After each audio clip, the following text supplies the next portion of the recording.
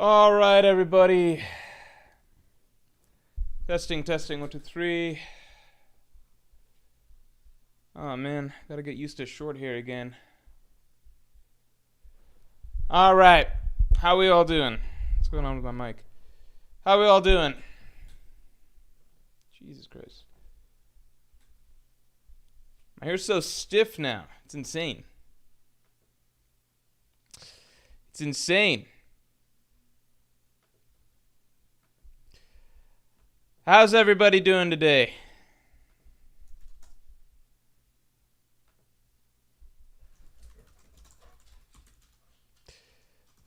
Uh,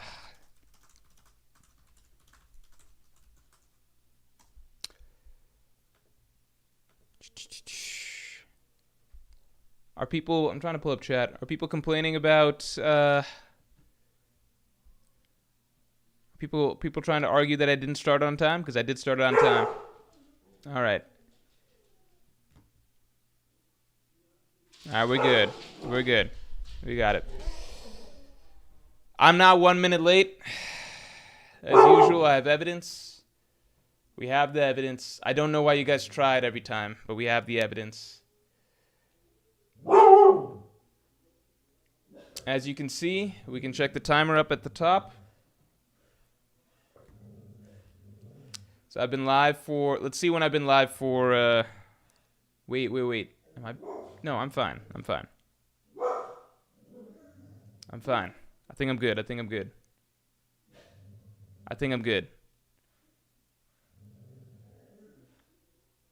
Yeah, I'm good. Am I good? All right. We're good. Yeah, I had to edit the stream start time earlier today because something came up, but I edited it, so we're all good. No harm, no foul.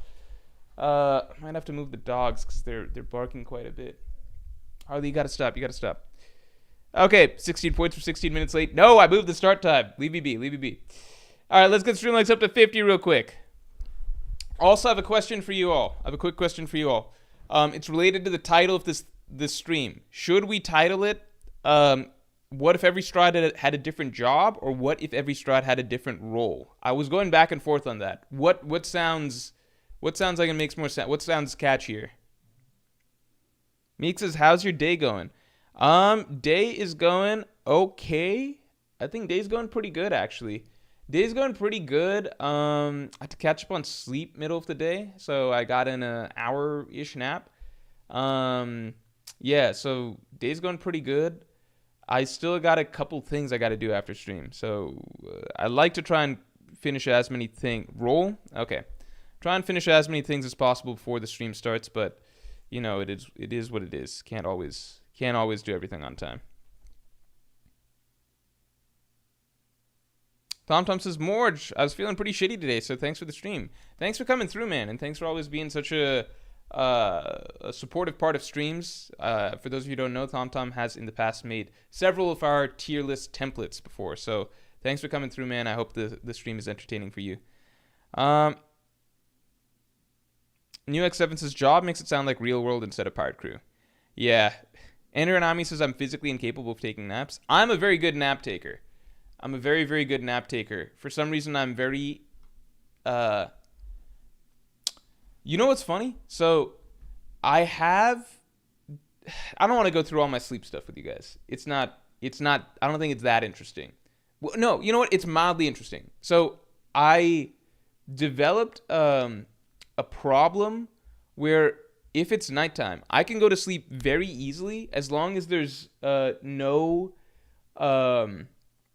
Harley, what are you looking at? As long as there's no... nothing that I have to wake up for in the morning, okay? But if there's something I have to wake up for in the morning, I really struggle falling asleep, okay? I developed this from my days living in the office, for those of you who remember this part of my my life, basically. But I had that period of time where I basically lived in... it was me and two other people who were working on our marketing business. This was pre-COVID. And one of my partners was already a business owner, so he was able to fund this additional business through his own means, and basically we had an office set up, okay, and I basically moved into that office because I couldn't afford to pay rent in other places, so I lived in that office for a year. But in the morning, that meant that it got converted from my bedroom into an office living, into an office working space, which meant that in the morning, um if I overslept a little bit or whatever, then that meant that that was a big no-no. That meant that the door was basically I'm waking up from sleep, and then my two coworkers basically are coming in, and they're like, it's time to work. So just the feeling that this wasn't my just the not obviously I set alarms and everything like that, but it's just not a nice feeling knowing that it can just at any point in the day, if I oversleep or something happens or something like that, then that means that it just felt like there was a weird deadline in my mind that it's no matter what, it's where I'm sleeping is actually supposed to be a workspace, and it's going to be converted to a workspace in the morning or whatever, and people can just come in whenever, right? So in my mind, it put a lot of pressure on me to go to sleep, because it was if I don't get enough sleep, then the day's just going to start whether I like it or not right away, if that makes sense. Also, other people, so this was a whole floor, right? So our the place that we worked was in one of the rooms on that floor, right? But then there were other rooms as you went through the hall or whatever, where other small business owners worked, right? And so there was always a chance that and I was not supposed to be living in this office. That was not a allowed thing. So I also lived in some level of fear of just being discovered, basically, living there. And I've told these stories in the past, but it would get pretty close. It would get pretty close to me being discovered at points. So I had this added stress of just okay, I can go to sleep, but then in the morning, it's not just that my two business partners can just come in, but also there's other people that are in this building, in our floor, who are not supposed to know I'm here. So I'd always be kind of it's just a weird feeling, when I hear them coming up the stairs, them moving around in the hallways, them using the common area and everything, and I'm just oh shit, I gotta be really quiet and everything. Yeah, so I think I developed a sort of sleep issue after that, where it's I would have, now anytime there's something in the morning that I have to wake up for, I have a lot of trouble going to sleep. But if I know that I'll have time to take a nap later in the day, then even if there's something like most days I have to wake up early to take out dogs and do stuff, but I know that I'll have a window to take a nap or something like that later. So I got very good at taking naps, if that makes sense. Yeah, I don't know why. I don't know why I explained this whole thing, but I got very good at taking naps. Just because nighttime sleeping became very disruptive for me. Elijah Petty, thanks for the 5. How do you feel about the whole inherited will trope in shonen? Naruto and Dragon Ball Z come to mind. Would you say One Piece subverts, reinterprets, or copies this trope? Whole inherited will trope in shonen. I mean, One Piece loves this trope. It's written into the One Piece thesis statement in chapter 100, right? People's the will of whatever, dreams, freedom, yada yada. Inherited will is really, really important in One Piece, right? I would argue it's more important in One Piece than Dragon Ball Z for sure. And Naruto's not. I don't want to speak incorrectly about Naruto, but I don't think Naruto's as much about inherited will as it is about cycles, which are a little bit different. In One Piece, all the main characters that we have are coming down a line of other characters. Not all, but most of the main characters that we have are coming down a line of other characters who have passed down a will to them, and that will is individual and unique to them to carry out, right? But oh shit, what just happened? What's going on? The fuck? What's going on with my Streamlabs? Oh, god damn it. This has never happened before. Shit. Okay, it's all working fine. For some reason, I thought Streamlabs just froze. In Naruto, I mean, like, you see cycles repeat a lot, right? Like, so you see the Ashura Indra cycle repeat a lot. You see every fucking team has the same combo of like a Naruto analog, a Sasuke analog, a Sakura analog, and it kind of just goes back up through all the ninja teams from past generations or whatever. You know, the Sanin are like a precursor to the Team 7 that we have in the modern day, yada yada. So obviously the parallels in like Naruto has a lot of parallels and a lot of cycles, but I don't necessarily think, from my recollection, that like every Naruto character is carrying on a will of somebody before them, whereas that is the case for a shit ton of One Piece characters, right? Like obviously Luffy, through Shanks, through Roger, through fucking Joy Boy, right? Obviously Blackbeard, Zebek, yada yada. Obviously Zoro carrying Kuina's will, Sanji carrying Zeph's will, right? A lot of these are their own wills and their own desires, but they're also carrying it for somebody before them. Luffy also, like, you know, like you just go down the list, right? Like Chopper, Hiruluk. It's very, very important in One Piece for like all these characters to be, not every single one, but like, you know, Robin's carrying down the will of her predecessors. And I'm just focusing on the Straw Hats so far, but you can go through so many side characters like Wiper carrying down from fucking Kogara. Like it's very, very, every One Piece character has their own thing. From my recollection of Naruto, I know that like there are specific wills that are passed down, but it's generally main character centric, right? Like Naruto, Sasuke, like they're carrying wills. It's like Ashura Indra related, something about ending the cycle of violence, shit that goes back to like Hashirama, Madara. But I don't think it's the case for like, from what I recall, I don't think that's overwhelmingly the case for like all the side characters. You know what I mean? Whereas in One Piece, it really is like, it's like an above 50% chance that if you're a character, like a main character in One Piece, that your story is built around inherited will in some way.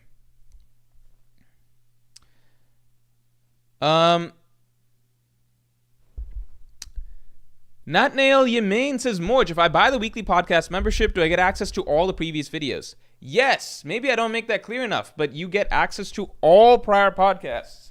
All prior podcasts. You get access to everything. And submissions are still going on. So that's the Yonko Level podcast. Yonko Level podcast is basically every single week there's a new podcast, and it's all of the content that was kind of the content that goes along with the Tuesday video content. So like tomorrow's video will have accompanying podcast content for things that are more speculative. I think tomorrow's is pretty interesting, actually. I think they're all interesting, but tomorrow's is like a pretty interesting talking point, particularly around like Shamrock. I'm not talking about the Tuesday video, the podcast, basically. So you get access to that, and then you get all previous weeks. And then on top of that, I have the Pirate King podcast, which is once a month. Obviously, if you're a Pirate King member, then you also get access to all the weekly podcasts. But the monthly podcast is exclusive to Pirate King members, and that's the one where you guys ask me specific questions. So it can be about One Piece, other anime, other manga, TV, movies, yada, yada, yada, pretty much anything. Video games, real life, all of that stuff. And I answer those questions very, very in-depth, because it's an hour to hour and a half long podcast. I want to get everybody a very in-depth answer as much as possible, and I can do it in a much more comprehensive manner than streams. Elijah Petty, so we covered you. Behenor, thanks a lot. I barely watch anime nowadays, more of a manga gal, but this summer season, I'm definitely watching Summer, Hikaru Died, and Dandadan. Do you feel like watching anything this summer? Dandadan new ending is insane. So I'm not a big endings person, as you all might know, but I definitely want to watch... Actually, my girlfriend and I, Dandadan was probably the first... No, Full Metal was the first series that I got her into, but Dandadan is the first series that like we kind of got to experience together. And then we were very disappointed when the season was so short. And so Yeah, definitely. We're gonna watch the new episodes as they come. I know the movie is already out, but I think we're gonna just do the weekly experience. I'm not sure, or maybe we'll like wait for them to pile up to cover the first three episodes and then get into it or whatever. But um, yeah, we've been wanting to watch Dandadan for a bit. Although she was more excited about Dandadan back when I think that was one of her earlier anime that she was getting into. So like she liked Full Metal a lot. And then she caught me watching bits and pieces of Frieren, so she enjoyed Frieren. But then I think other anime I tried to get her to try, but didn't quite fit. And I think it's because I had some incorrect assumptions about what she would like. So then Dandadan clicked for her. And then, to my shock, she ended up really liking Jujutsu Kaisen and Demon Slayer, which she's watched both recently. So now I've realized more so, oh, she does like that type of stuff. And so those series have blown out Dandadan out of the water for her. So now I think there's not as much excitement about Dandadan. But before that was kind of like the series that like we both were looking forward to seeing. But now I think the Demon Slayer movie is probably the thing that we're most looking forward to seeing. Do I feel like and as for anything else this summer, so besides Dandadan, I think here's the anime that I'm most interested in watching, and I think most of them got hyped for 2026. I think Thousand Year Blood War is the biggest one that I really want to. I'm super excited for Core 4. It is like for anyone who was once a big Bleach fan, and I was once a big Bleach fan, like not One Piece level, but I once really did enjoy Bleach. Like there was genuinely a period of time that I was uncertain: do I like Bleach better or do I like One Piece better? That there was a period of time that was the case. This was when I was much younger, probably high school age, early high school. What tipped the scale, like what essentially happened was that One Piece entered the Marine War. Like the whole Impel Down Marine War was so fucking good, and then in contrast, I just think Bleach not fumbled, but I just didn't find the way that the events of the whole Arrancar storyline played out to be that satisfying. I never found Ichigo versus Aizen to be that satisfying. Yeah.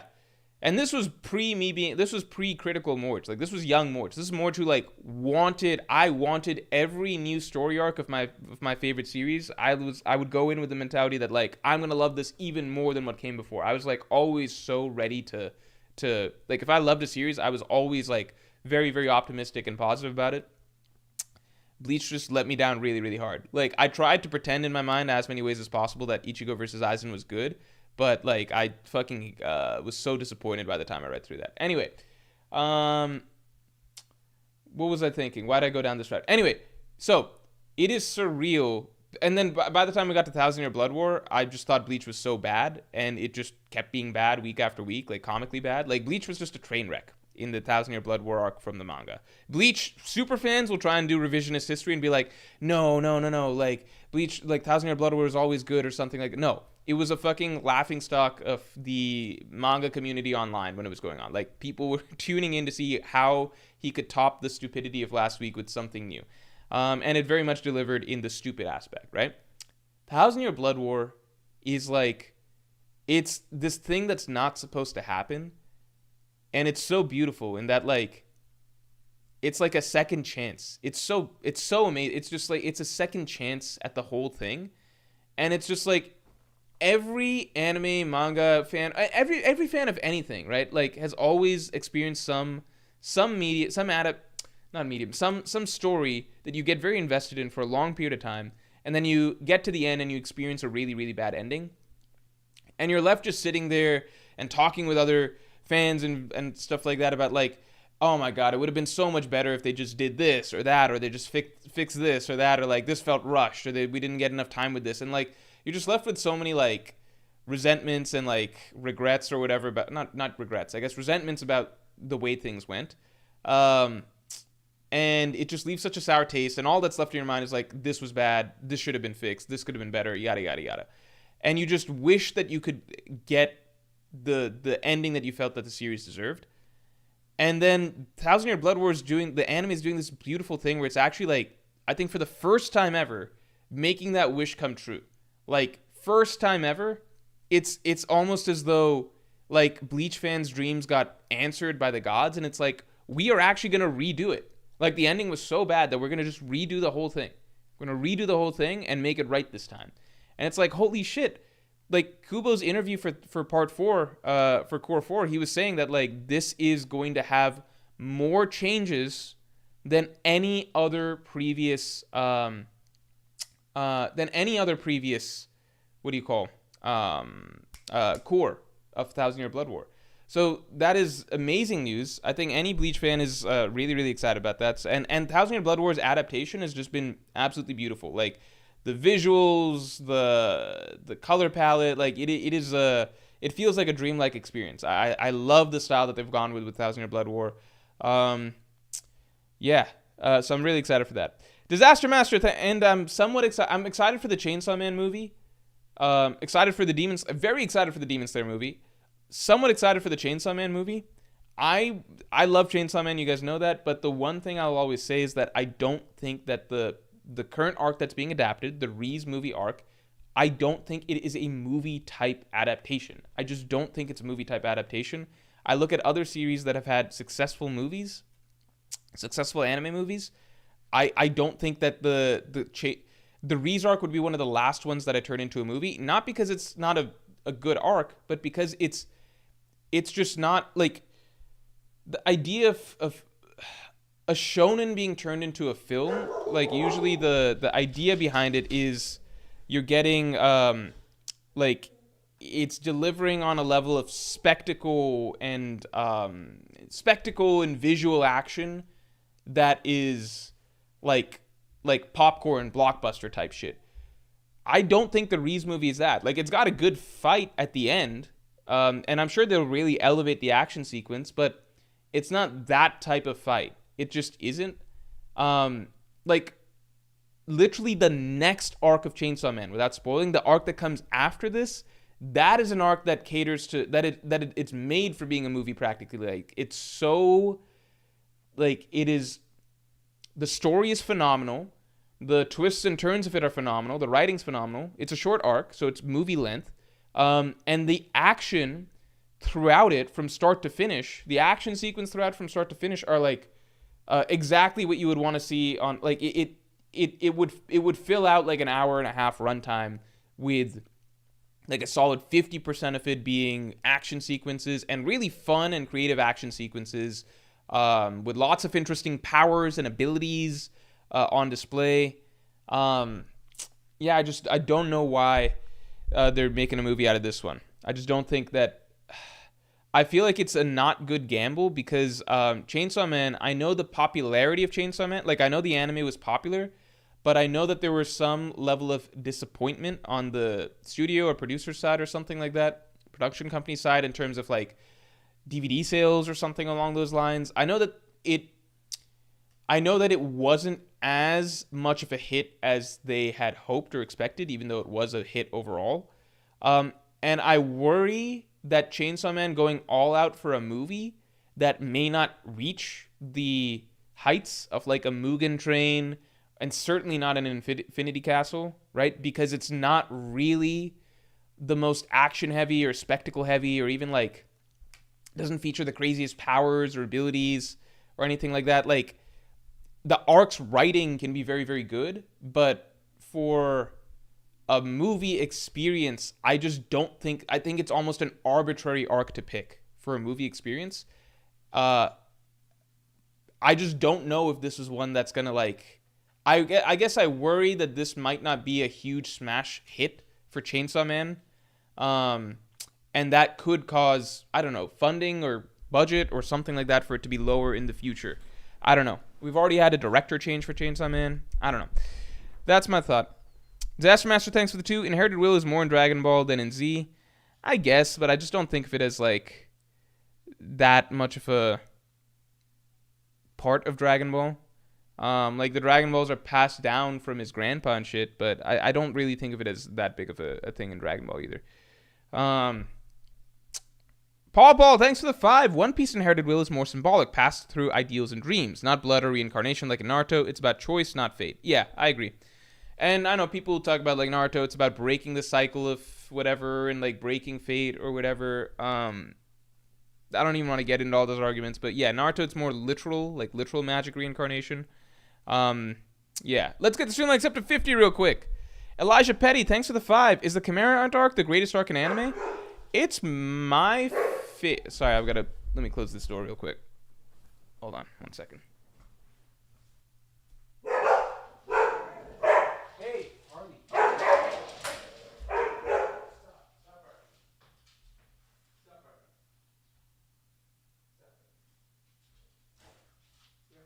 Casey out. Casey out. Casey out. Good girl.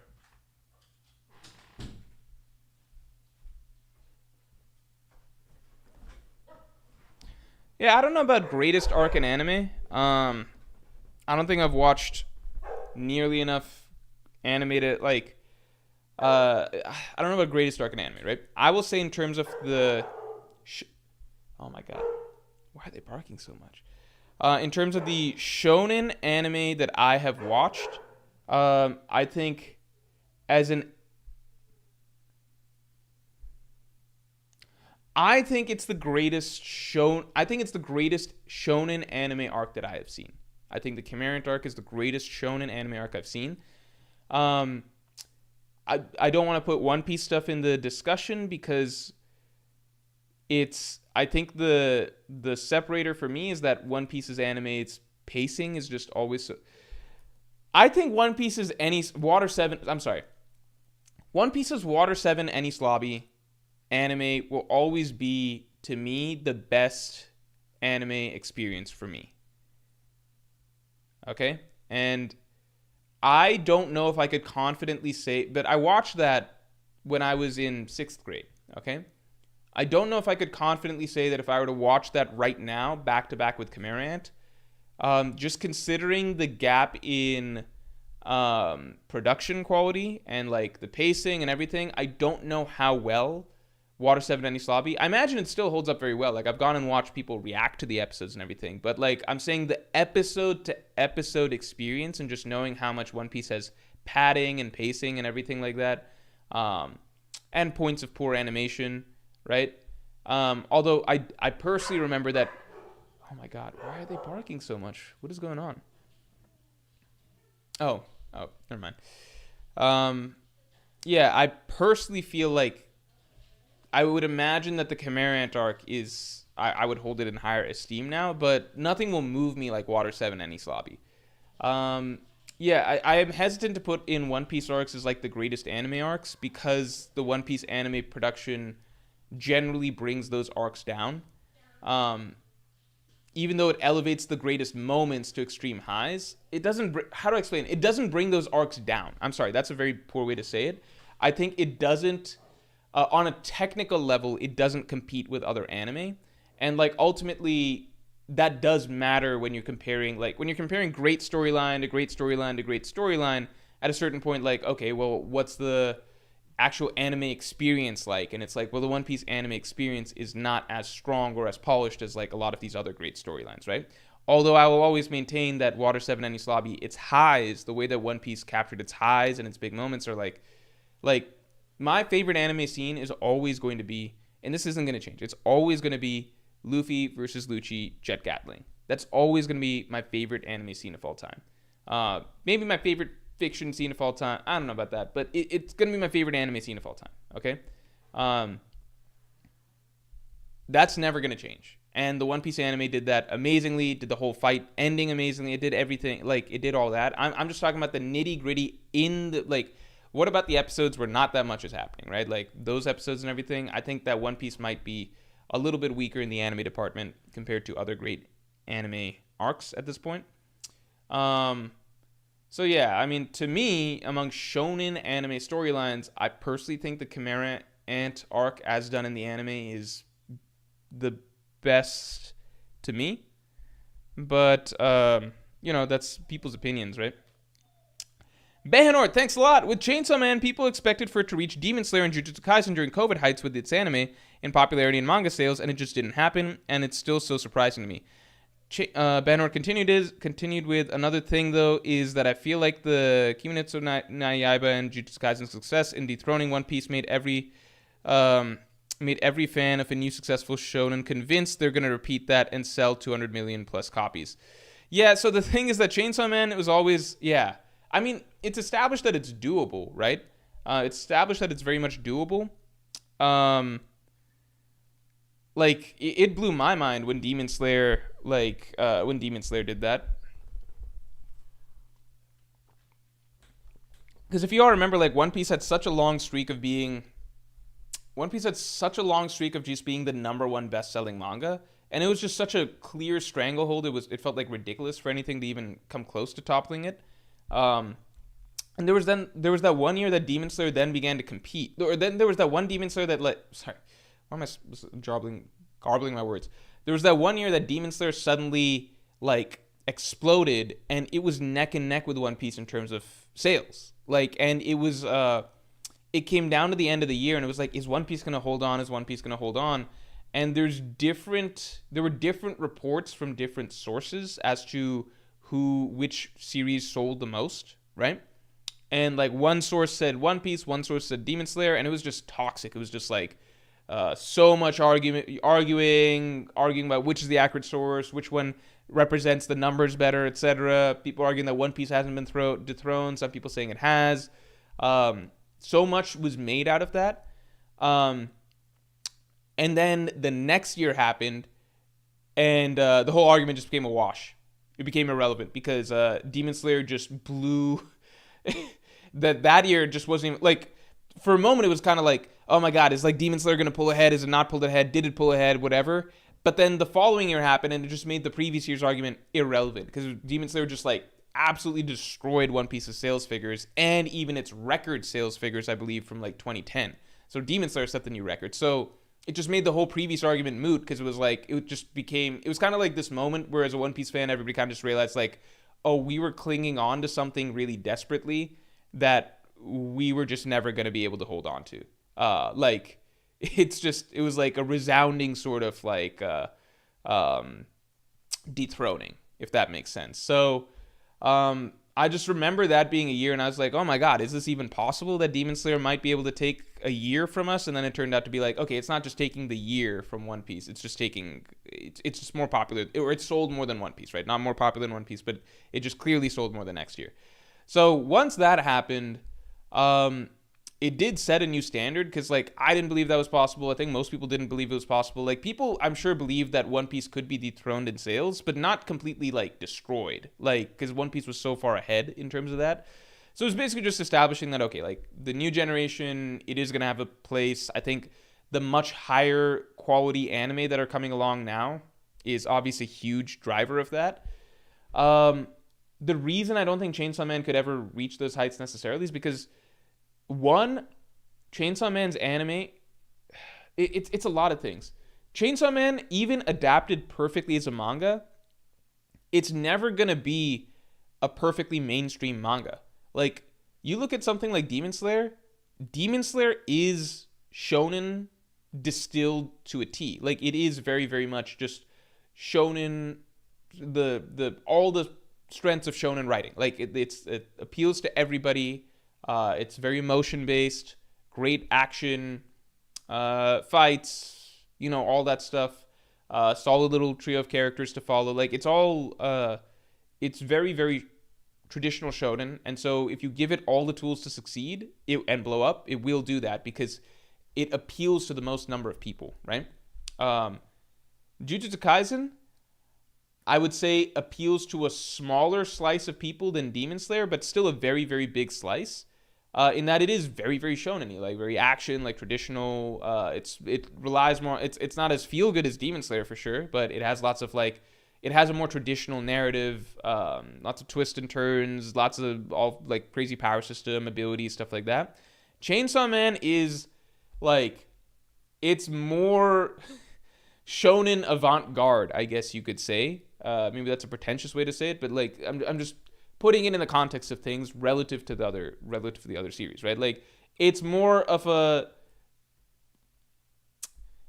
it's more of it's playing in its own lane and pretending to be a shonen, if that makes sense, right? It's more experimental with everything, storyline, the way it treats its characters, scene direction, um, themes, everything. Like it's just more narrative structure, all of that, right? It's very, very, very different to these other shonen series. It is always going to have a narrower appeal because the way that shonen tropes work are to appeal to the most, like, they're not to appeal to the most people possible, but it's proven that those, like, certain basic core shonen elements do bring in the most people and draw in the most people, right? When you have a series like Chainsaw Man that's very, like, it sidesteps a lot of that and does really weird, off-kilter, jarring things that don't give you the same emotions as shonen and don't give you the same type of storylines, the same type of narrative arcs, the same type of characters. That's going to appeal to a smaller subset of people, right? That's just inherently the case. And the thing with the thing with Chainsaw Man that's funny is that, like, I feel like the anime, like, on top of that, you have it playing in its own lane like that, and then the problem is, and I'll always say that this is the problem with the anime. The anime only gave us like 13 episodes. Demon Slayer, Jujutsu Kaisen, they got full 20-something episode seasons, right? So it only gave us 13 episodes, and the 13 episodes that it gave us actually, interestingly, only covered the part of Chainsaw Man that is very traditional and generic. So Chainsaw Man actually doesn't even get to stamp its own unique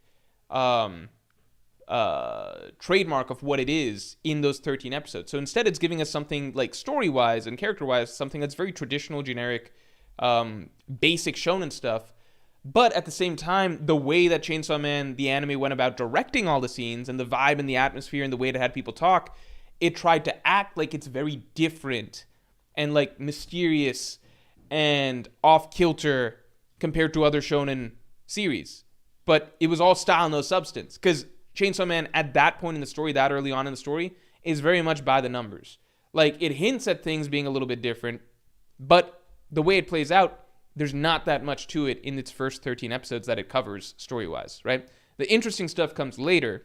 So it's a combination of a lot of factors in that, like, Chainsaw Man, the manga, in itself, can never grab that size audience that Demon Slayer, Jujutsu Kaisen audience can get, because it just doesn't play to that same demographic. It plays to a subset of that demographic. Okay, so inherently it can never get that.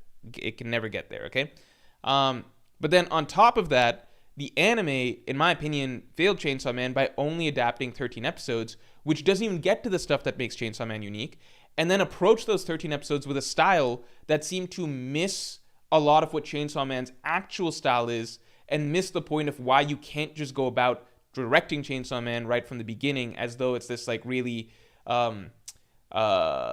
this really experimental avant-garde story, because it's not in those first 13 episodes. So it feels like style over substance towards the beginning. So at the end of the day, I think Chainsaw Man I hope this Reese movie works well, but there's a lot of factors going into why it literally couldn't succeed. It can, like, manga sales on its own couldn't reach the highs of its contemporaries, although still pretty good, but not the highs of its contemporaries. And then the anime did it a disservice by, like, only doing 13 episodes and then approaching those 13 episodes with the mentality that it's, like, already supposed to be something that it's not. Anyway, long rant on Chainsaw Man over. All right, let's get the stream likes up to 50 real quick. Let's get the stream likes up to 50.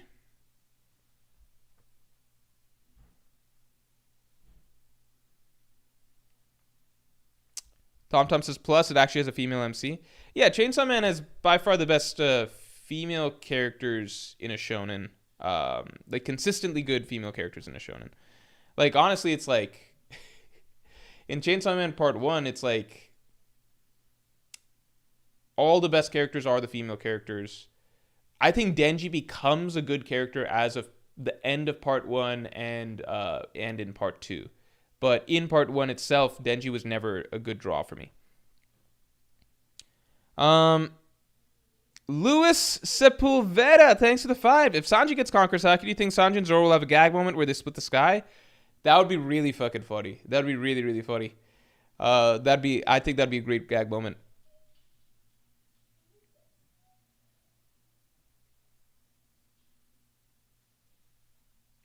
Hunter x Hunter mid? No, Hunter x Hunter is really good.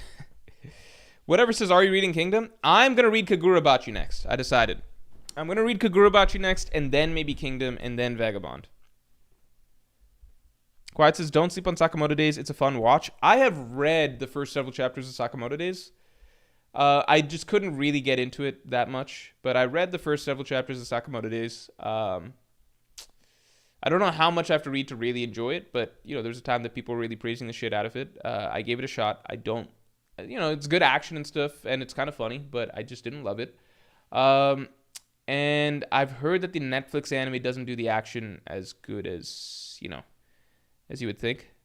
And the action seems like the key draw of Sakamoto Days, so I just don't know if I feel like it. And Gachikuda. Will you give Gachikuda a try, says Prophet? Yeah, so I was actually just talking to JD Legend, and he pushed me to do Kagurabachi and Gachikuda, and those are things that all of you guys have been telling me to get into, so I think those two are definitely next on the radar. What was the other thing? Yeah, the thing that's coming out, I'm excited for everything coming out anime-wise soon. Got Infinity Castle coming around the corner. I'm excited to watch the Chainsaw Man movie. Dandadan is probably the summer series that I'll be watching. And then 2026, really excited to see Fire Force wrap up. Really excited to see, super excited for Thousand Year Blood War. Those are the big things. Kaiji next is TomTom. Yeah, maybe. I mean, I gotta look at my list.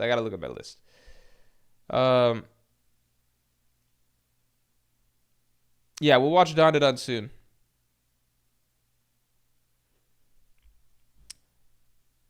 Yeah, please no spoilers about Chainsaw Man Part 2. I do want to just take a day to read through it. I left off when they're like left in that Garden of Eden type scenario, right?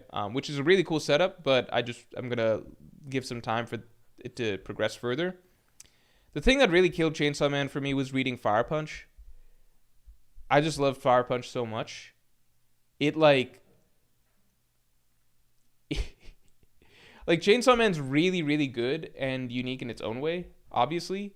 But Fire Punch just felt so much more evolved in terms of the strengths of Fujimoto's writing. And, just, like, it felt like just such a more interesting concept to tackle, so much more experimentally interesting. Like, it felt like all of the strengths of Fujimoto's writing style actually show strongest in Fire Punch. They shine strongest in Fire Punch. And then Chainsaw Man, it felt very watered down going back to read a chapter of Chainsaw Man. Like, basically, how it used to feel reading a chapter of, like, reading a traditional shonen chapter and then reading Chainsaw Man. Like, Chainsaw Man just feels so different from the traditional shonen chapter. Like, it's like this really special sort of, special sort of like everything is bolder, everything is more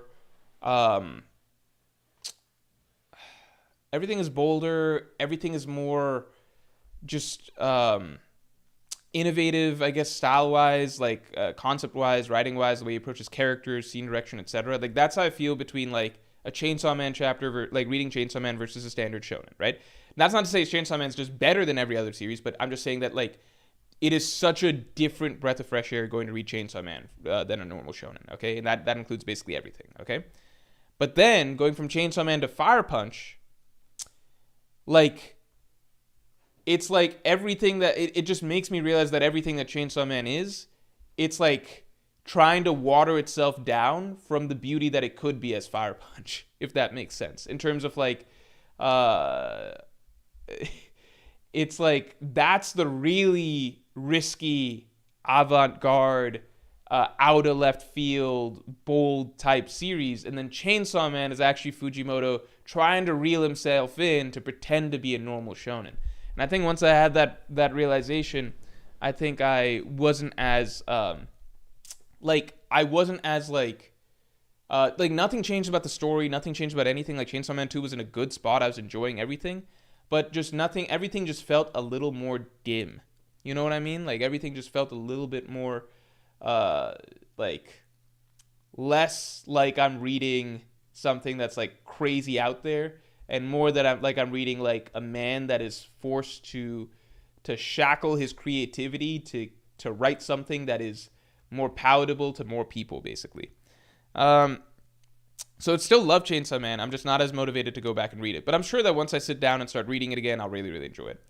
Knut Worgen, thanks for being a Pirate King to your member for 12 months, man. I hope you got your Pirate King submission in. The submissions are still going, and I'm probably going to record tomorrow or Wednesday. Have really enjoyed the content over the past year. Are you going to see any new movies this summer? Yeah, so I think actually we're about to go on a little bit of a movie run. We are going to go see 28 Years Later, I think. That's something a friend invited us to tomorrow, so that might happen tomorrow. Otherwise, probably going to see Jurassic World. I'm not big on Jurassic World, but my girlfriend wants to see Jurassic World, so it'll be fun to watch, I'm sure. Definitely want to see Superman, and then I think we're going to go see Fantastic Four, too. So, yeah, at least solid roster of movies to watch. Yeah, definitely going to... I think this will be a good summer for movies.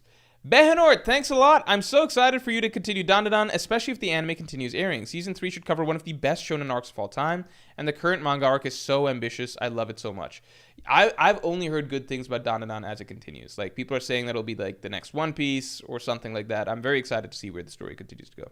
Elijah Petty, thanks for the 5. Was Aki written out... Okay, I can't say any spoilers. I unfortunately can't read your comment. I gotta remove your comment, unfortunately, just for the people in chat. I'm sorry. So no spoilers on Chainsaw Man. I'm gonna try and answer your question a little bit simply. I would just say the simple way I would say it is like definitely not. I think the character serves his purpose perfectly. That's all I can say. I do want to get into the stream topic in a second. I do want to get into the... I should get into the thing. All right.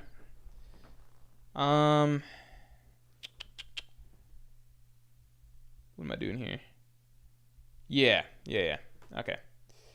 All right. So, our topic for the day is if every Straw Hats swap roles. Okay?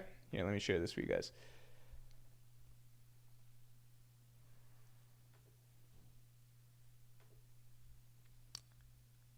All right.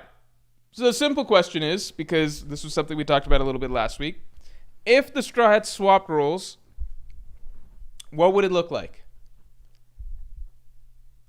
And here's the rule. So what we're trying to do,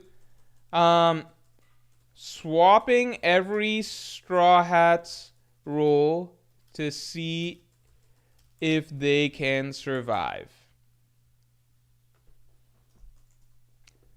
So, why'd I do that? That's the concept here. We're swapping every Straw Hats role to see if they can survive, okay? The simple rule is basically we need to... Here, let me put the rules in. We're gonna do a trying to create the best version of the crew, and we might try and create a worse version of the crew too, because that might be funny. The rules. Every Straw Hat's current role needs... Hold on. Every Straw Hat's current role needs to be swapped. But we need to fill out every role that currently exists. What the fuck? Why is this not doing the bullet point thing? Do the bullet point thing. What the fuck? Shouldn't this just automatically... Give me a bullet point. The fuck? Am I crazy here? What's going on? Give me a fucking bullet point. Okay, but that'll be a bullet point. What the fuck? All right. You know what? It's not a big deal. Who am I kidding? This does really bother me. All right, there we go. Every Straw Hats Role needs to be swapped. All current roles need to be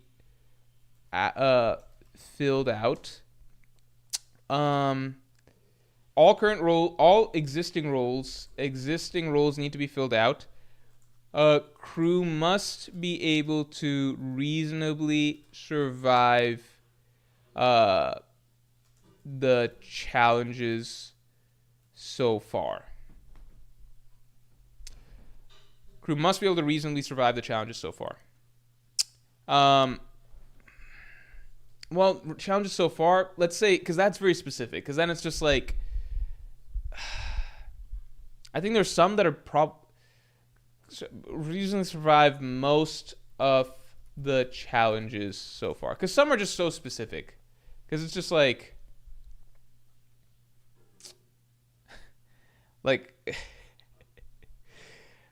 some are just too specific. Like, how are they gonna fucking like, they literally can't make a new ship without Frankie, right? But I mean, Usopp can kind of do the job, right? Usopp can, let's say, most of the challenges, right? So we're trying to get to the at least try to get to the best version of the alternate version of the crew. Yeah, and then as bonus, we're also gonna do for bonus, we'll also do something like trying to make the worst version of the crew.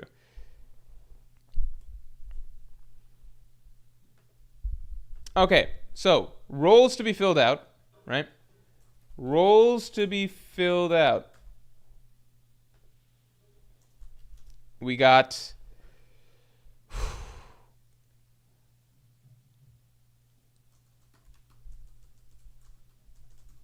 Captain.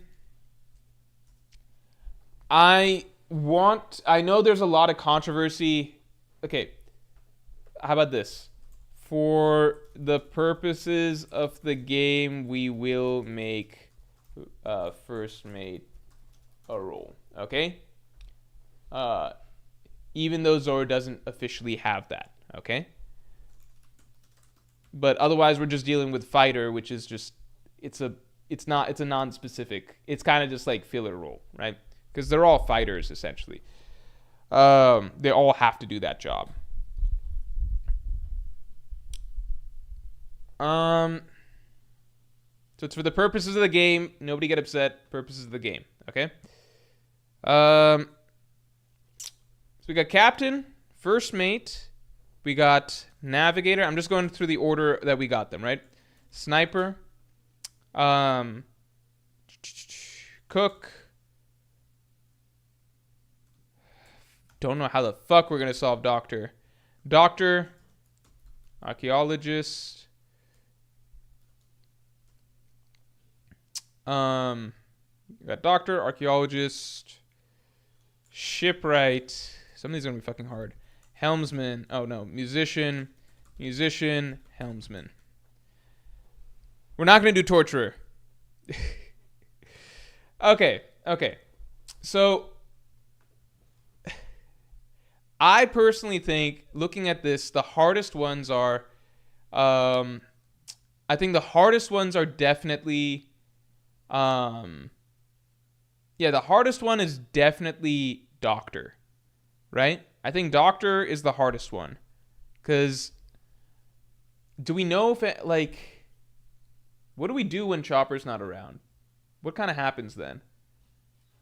There was Dressrosa when Chopper wasn't around, but then we had Law, so we already had a really good doctor. I think doctor is really, really fucking hard. I'm gonna go ahead and say shipwright is Usopp, right? Like, let's fill out some easy ones. Usopp. Right? I think Usopp would be good for that.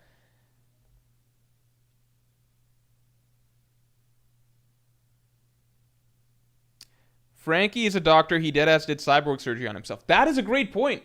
I think that's true. As long as everyone's okay with having surgery done.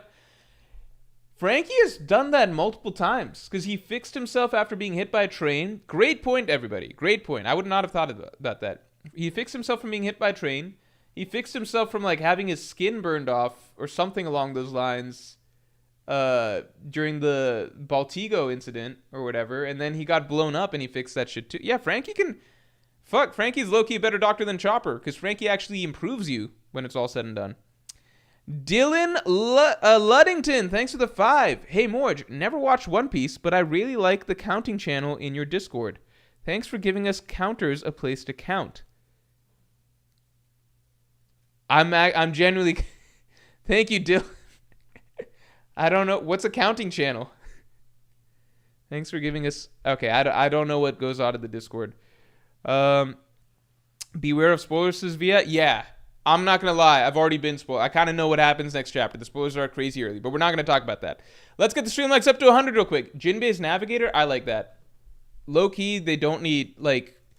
I think that Jinbei could do the navigating because he has to get across all the seas by himself, right? Like he's a fisherman. I think he's gonna be really good at that as is. I think he does a really good job as is, right? Like he kind of just navigates on his own. He fucking took that. There was a whole cover story where he took that sea cat or whatever all over the ocean to find its home, right? I think Jinbei would be a really good navigator. So that is actually a really strong one solved. Tom, thanks for the 2. Luffy can use Gum Gum Balloon to be Fat Fish Roll. Luffy actually, he's gonna have to go in here. Luffy's gonna be here. He's gonna be our poneglyph reader. Because apparently, like, the voice of all things supposedly can read the poneglyphs, right? Up until the Odin retcon. Can the voice of all things, I think we can agree, right? Isn't that correct? Am I crazy here? I think voice of all things allows you to it should still allow you to read the poneglyphs. Because the Odin thing was established, but it's also established, like, it says that Roger should be able to read it.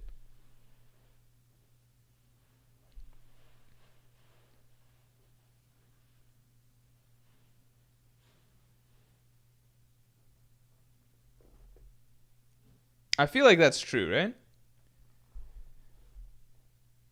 Brook for captain, he has experience? Yeah, we could do that, but his experience got them killed, so I don't think he's a good captain. We could put Brook as captain.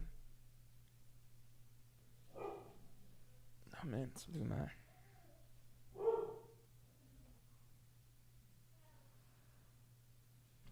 I don't think that was ever a thing. But what does that mean though? Because I swear... Here, let's look at the translation again. Let's look at the translation. Okay. So let me pull this shit up. Let's see what was established.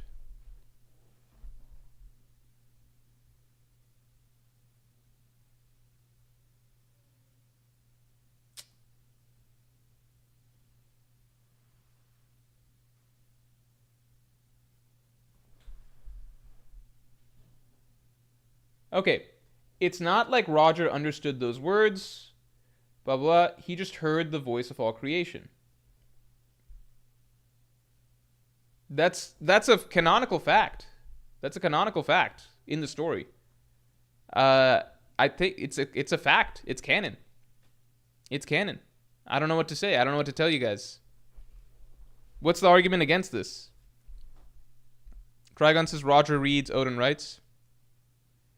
Casualty says, yeah, if Roger could read them, he wouldn't need Odin. I agree, but Luffy can read them and he needs Robin, right? In theory, right? Like, it's the same logic, right? Maybe Roger hadn't awakened his voice of all things at that point. Maybe he couldn't read it at that point in the story. But we are told specifically he just heard the voice of all creation. Like, he can read the poneglyphs as far as we know in the story. I don't know what to say. It's in the story. It's canonical.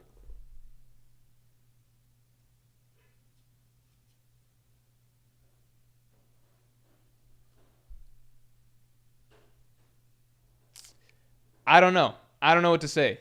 The voice of all things is implied to be able to read the poneglyphs. Prophet says, I thought Odin retconned it. That's not agreed upon.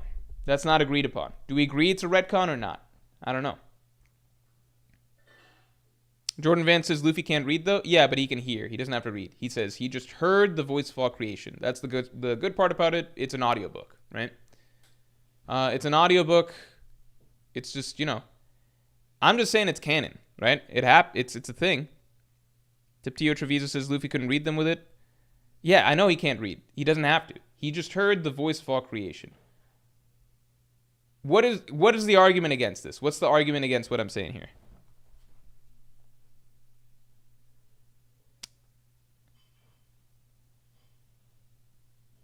Virgil Hawkins says, I feel like you just need Luffy to take this role because he'd be useless at anything else. I think Luffy'd be a perfectly fine helmsman or musician because you just need to be physically strong for that.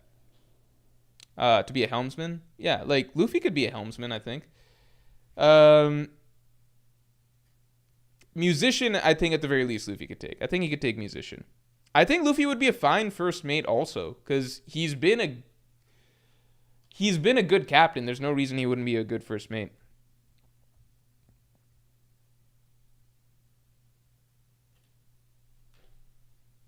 D-Miz Mob says having the voice isn't the same as reading it. I agree. But as long it says he can hear the words. So it doesn't matter if he can read it or not, right?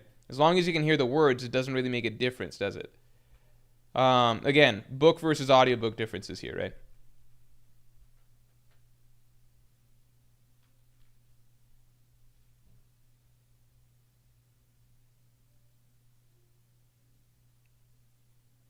Henchby976 says Jinbei's role truly is dumb labor +1.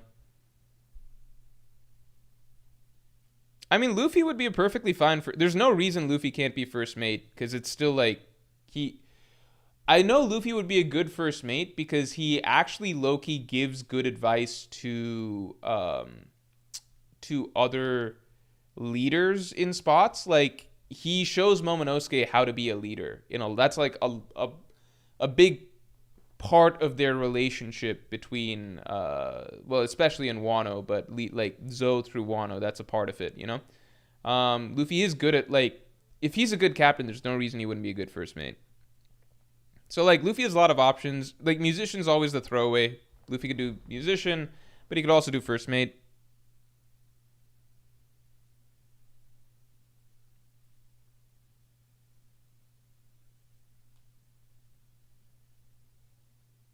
Virgil Hawkins says first mate means that he'd be taking orders from someone else. That's the case for all of these roles. All of these roles take orders from the captain. If anything, first mate at least has more.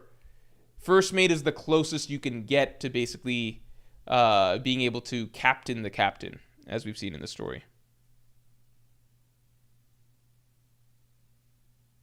Okay, let me just do a poll. Does voice of all things let you hear the poneglyphs? Texts. Yes, no. This is actually a pretty important point because it's just like, do we go with the? Because I don't even think it has to be a retcon. I think it could just be like Roger couldn't initially hear the voices from the poneglyphs, and then eventually at some point he was able to. And that's why he needed Odin, but at some point in the journey he started to be able to hear it himself. I don't know.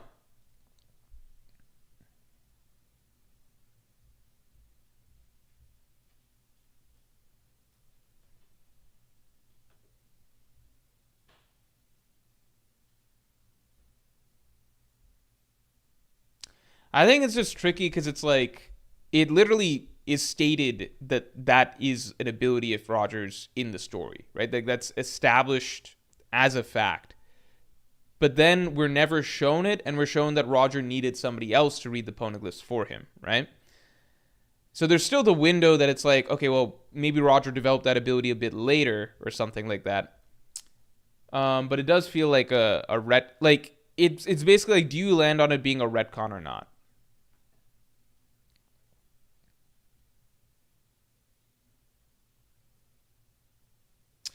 Okay, so people voted that Luffy can hear, or Voice of All Things does let you hear it. So we're going to make Luffy the archaeologist. The bigger issue is that if Luffy's not, like, he's our only shot. If Luffy's not the archaeologist, then we don't have anyone who can read the poneglyphs, right? That's just not a thing. I guess we could make Chopper do it, because I'm sure that if Chopper were given time, he could study up and learn the things.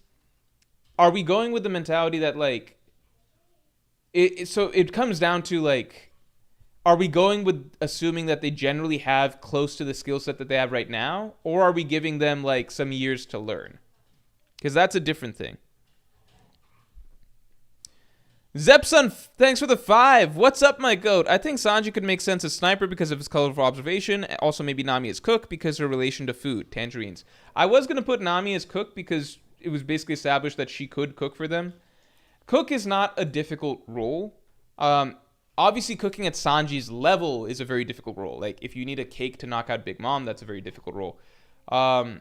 But so, like, in that specific instance, but generally speaking, you don't need like a 5-star Michelin chef to be your cook. You just need someone who knows how to fucking boil water and shit. So it's established that Nami could cook for them fine.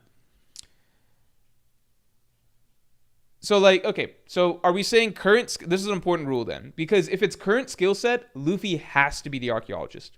If it's they're allowed to learn, then I would put Chopper in the archaeologist role. So let's ask. Is the rule current skill set? Or do they have time to learn? Current skill set... I'm not going to give them a year to learn. I'll say they are allowed, they can learn as they sail.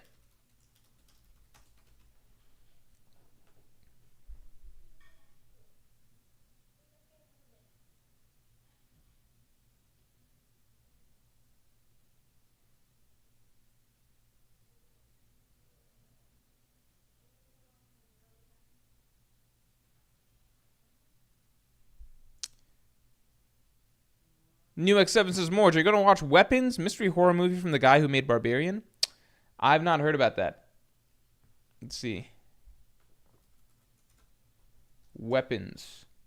Oh, shit. This poster looks sick. Look at this shit. That's a cool poster. Not that.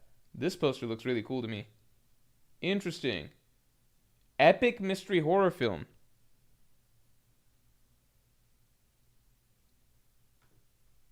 Wait, Zach Kreger?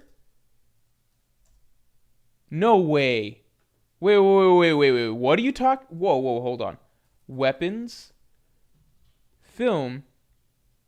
Is it directed by that Zach Kreger? There's no... What?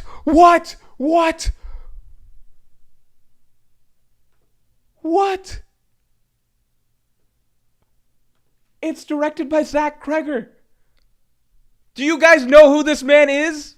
Do you have any fucking idea who this is? Who knows who Zach Kreger is? Oh my god. What?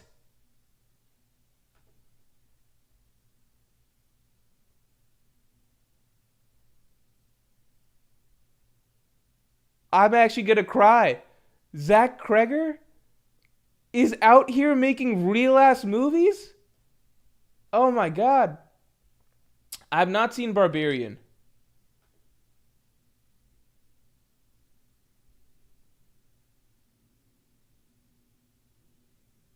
Has he become like a real good director and shit? Themes and interpretations? You're telling me Zach Kreger has made fucking Abe Lincoln? Fucking... Oh my god, you're telling me Zach Kreger has been making films that have themes and interpretations? Oh my god. 92% on Rotten Tomatoes. What? Oh my god. Yeah, I'm gonna fucking watch Weapons. Oh my god. You guys don't understand. Whitest Kids You Know is my favorite comedy group ever. And Zach Kreger, was I would say he was probably the second most important member of that group. Probably oh my god, like most of my middle school through high school sense of humor was shaped by Whitest Kids You Know. Insanely funny comedy group. Go watch The Grapist. I think Grapist is a good one to obviously start people with. Go watch The Grapist if you haven't seen it. But yeah, Zach Cregger was really fucking crucial to them. He was probably their best straight man. But he was good in comedy roles too, like Abe Lincoln. I think go watch Abe Lincoln if you want to see Zach Cregger. My God, I thought that group kind of just fizzled. Trevor Moore, the main member of that group, sadly passed away recently, which was like, that was just shocking to me. He fell and died. You don't understand how much nostalgia that brings back. Like, that is so cool for me to see, because like Whitest Kids You Know is always like, they were never mainstream comedy, but they were very funny. They were like really, really fucking funny, but their humor was too out there and too deranged. Like, you know, like the sketch group, the sketch guy, like, you know, I Think You Should Leave, the comedy series that, like, the series of sketches that comes out on Netflix, right? I Think You Should Leave, made by like Tim whatever. That guy's very, very funny. Shit, now I got moved my contact around too much. I view I Think You Should Leave as like I view Whitest Kids You Know as like too far down the weird comedy spectrum for it to ever be like on mainstream channels or anything like that. I view I Think You Should Leave as like similar vein of comedy, but more palatable and made to be more easy on larger audiences, basically. But Whitest Kids, if you like I Think You Should Leave type humor, then you should try Whitest Kids You Know. I think it's somewhere along that same comedy trajectory. But yeah, my favorite comedy troupe ever. And it's kind of just like, oh, these guys never really made it like huge, but they became like, you know, like they made a solid living out of it, and then the group kind of split up and things like that. And then it's crazy to hear that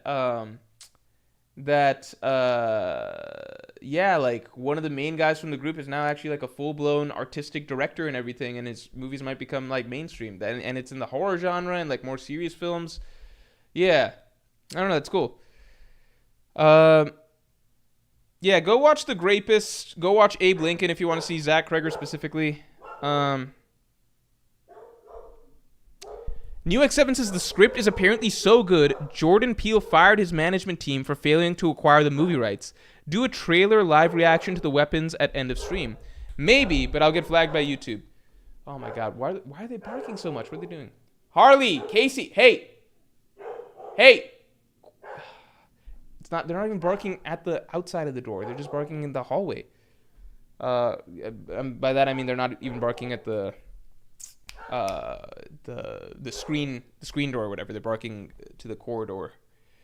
All right, that's really, really cool. That's really cool. Anyway, that's its own. Oh my God, that's its own whole separate thing. That's cool to see. Thanks for letting me know about weapons. Yeah, I would never have known that. That's really cool. Okay, anyway, continuing on this track. So what won the poll? Okay, so we're going with current skill set. All right, so Luffy has to be the archaeologist. I think that means we got Chopper as the helmsman, right? Then Chopper is helmsman, because Chopper basically had that role before we needed to find a role for Jinbei. Chopper was, I mean, I feel like there's a lot of times that Chopper is just steering the ship in heavy point. Okay, so now we got Brooke. Who do we have left? Brooke, Zoro, Sanji. Ooh, shit. It's kind of tight. I'm going to go ahead and put...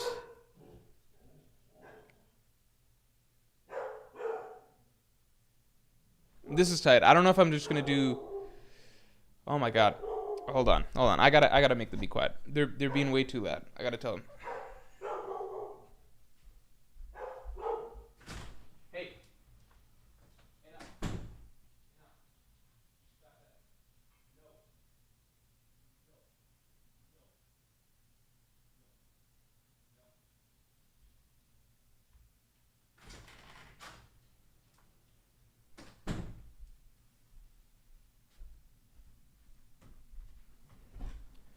If they bark again, one of them has to go in the crate. It just has to be done.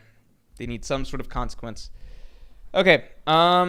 This is tricky.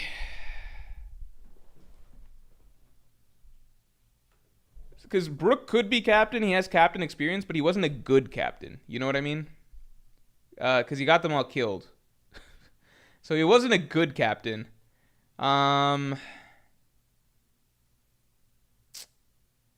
Anyone can be helmsman at the end of the day. Sniper is tricky. I feel like Sanji first mate could work. Sanji captain could work. Zoro captain is tricky because it's just like...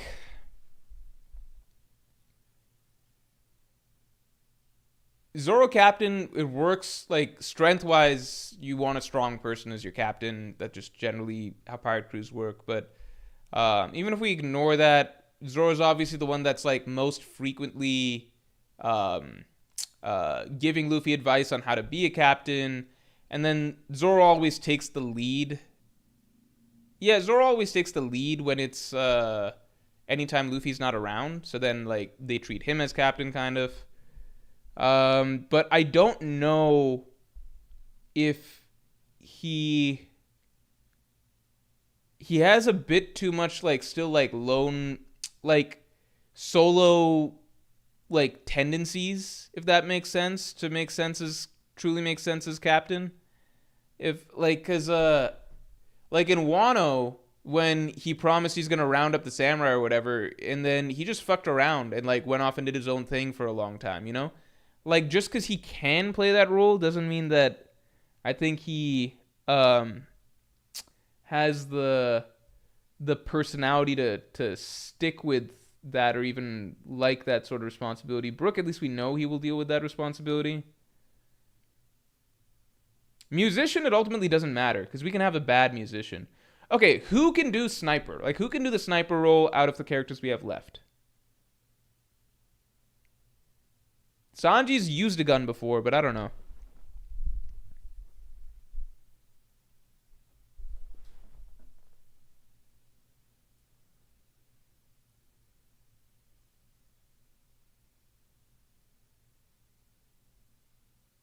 Trigon says, canonically, Luffy wouldn't follow anyone else besides Zoro because they're both conquerors.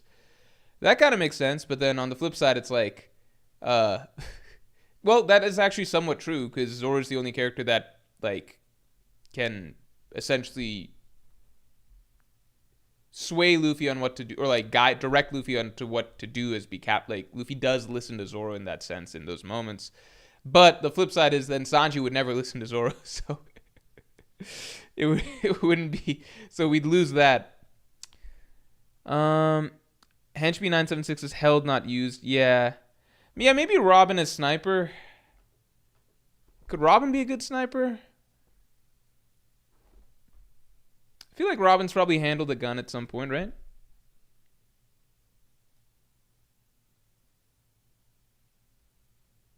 Jinbei could be a good captain. I'm gonna put Jinbei as captain. I think Jinbei has a long tenure as captain. I'm going to put Jinbei as captain.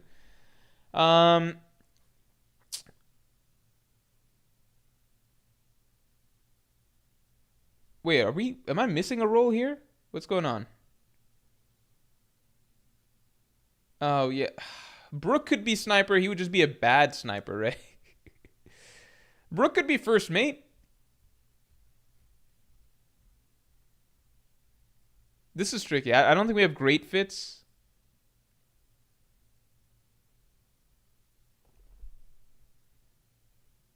Henchman 976 says she also held a gun against Iceberg, multiple in fact.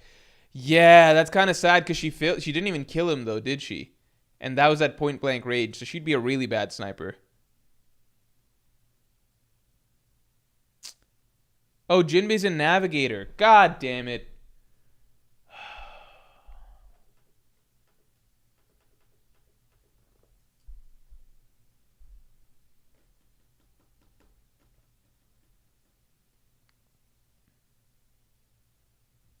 I'm going to say no, this is hard. Make Brook captain?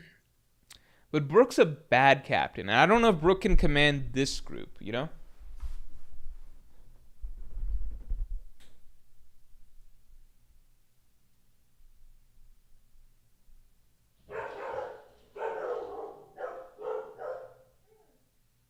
Trigon says Zoro could be sniper, just spam that flying slash attacks. That's true. That's true. You know what?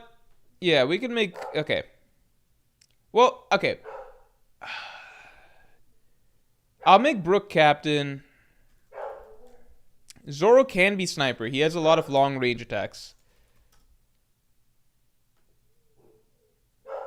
Oh my god, what are they doing? What is this? Can you guys hear that? Is the barking bothering you guys?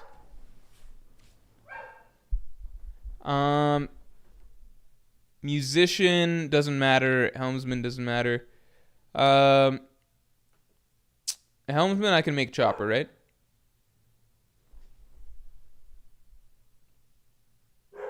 I can make Sanji first mate. I think he'd be a good first mate.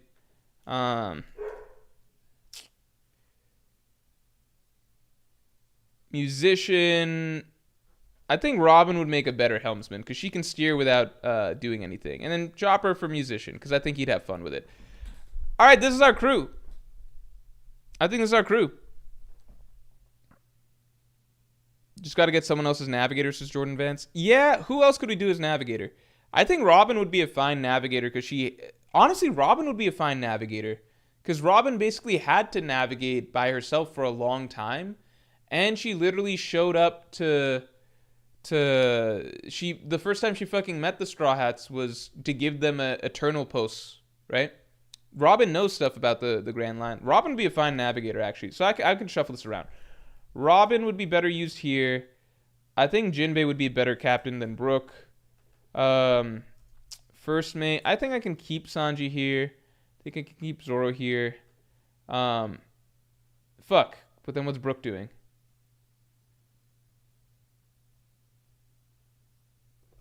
Is Brook our helmsman now?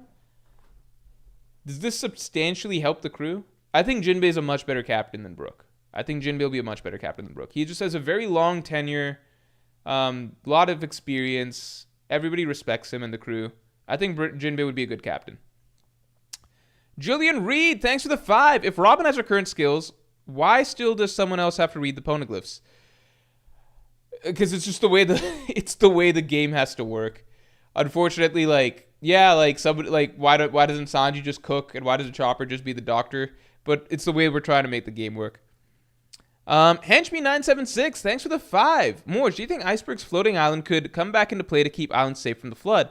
Timeline is ambitious, but it's One Piece. Yeah, in One Piece, things can be built basically like that.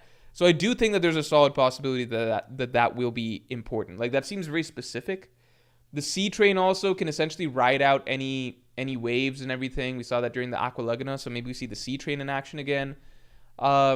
I do believe that is going to come into play. I do believe that Iceberg's floating island is going to come into play. I feel like when we hit a certain point in the story, I think there might be certain safe havens that essentially develop.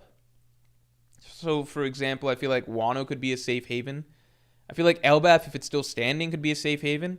I definitely think Water 7 could be a safe haven. And might be built up to be a safe haven. I think we will get a mass flooding of the world, but I've talked about this in past videos. I think that we will also see the Noah ship being used to travel throughout the world to basically get people to safety ASAP.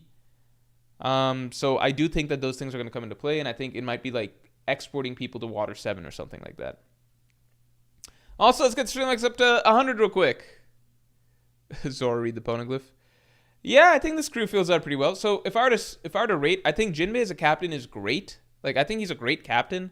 The only thing that he wouldn't have is, I guess, he's not... This is inherent to it. He's not the strongest on the crew. Generally, you want the captain to be the strongest on the crew. Otherwise, the captain's not really fully respected. But I think the crew respects Jinbei for the most part, right? So I think Jinbei's a great captain. Sanji, perfectly good first mate. Navigator, Robin we know can do it, right? She basically had to do that for most of her life. And the first time that she fucking shows up in the story is to hand an eternal post to Alabasta. She has experience getting around these seas.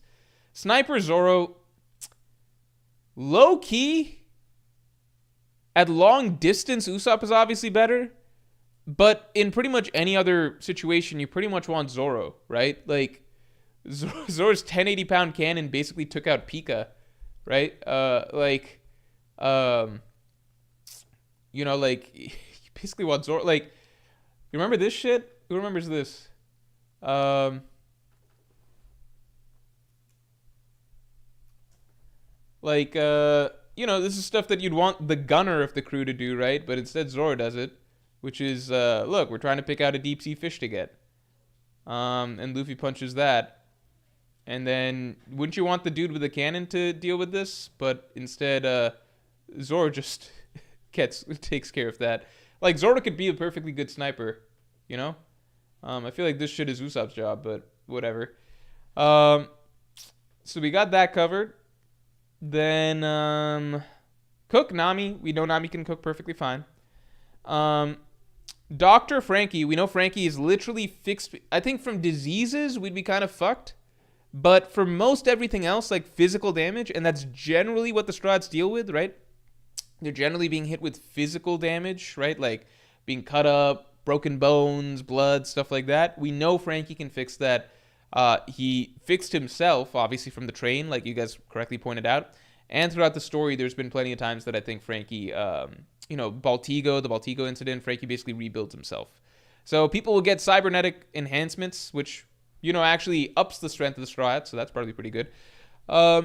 Archaeologist Luffy, I'm just going off of the supposed fact, supposedly the voice of all things allows you to hear the poneglyph texts. Luffy's the only one that technically has a argument for being able to do it. Everybody else literally cannot do it.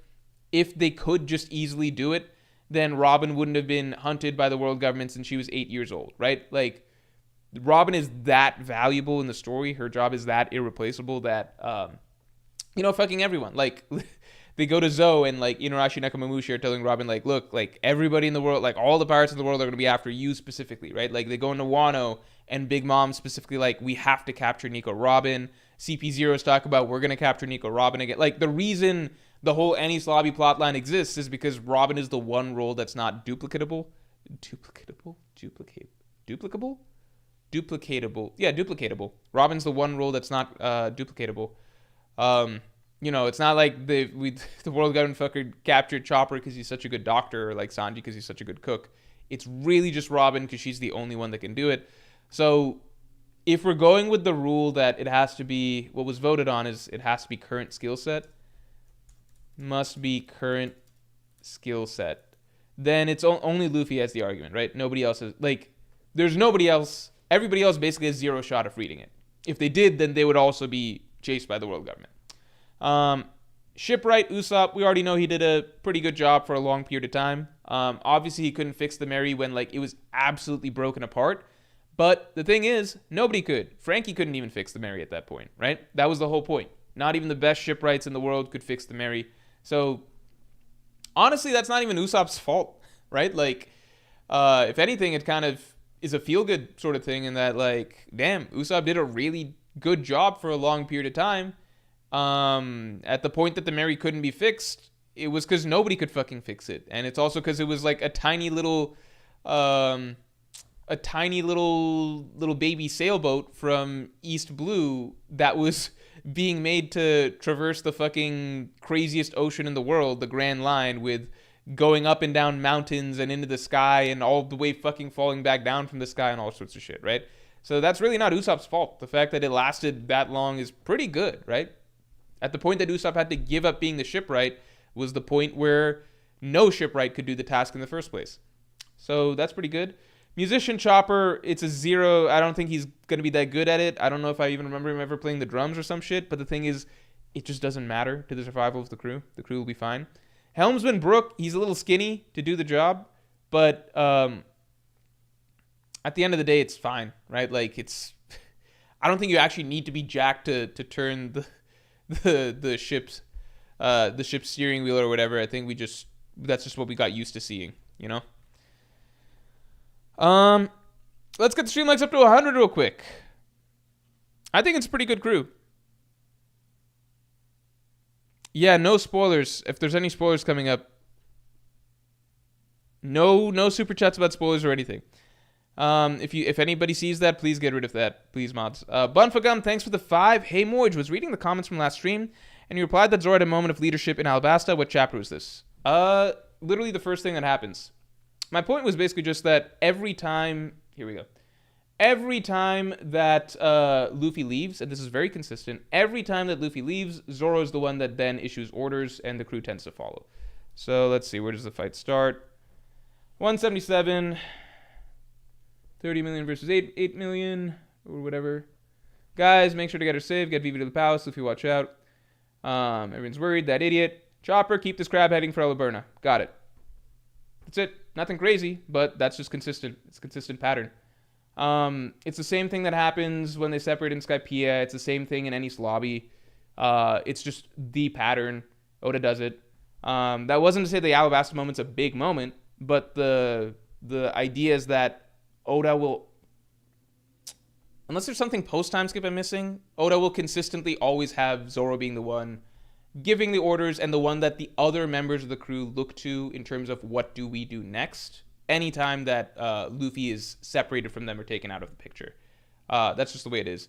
I think it's also partly a strength thing, because when you look at the scenario where, like, Luffy and Zoro were both gone, which was when the group that was separated and went to Zou early, Sanji's group, went to Zou, then Sanji was in charge, right? So it's kind of like an order of strength thing. So Oda just defaults to that. So it was repeatedly referred to as Sanji's group. Sanji was the one kind of calling the shots in that situation, because Luffy and Zoro were both gone.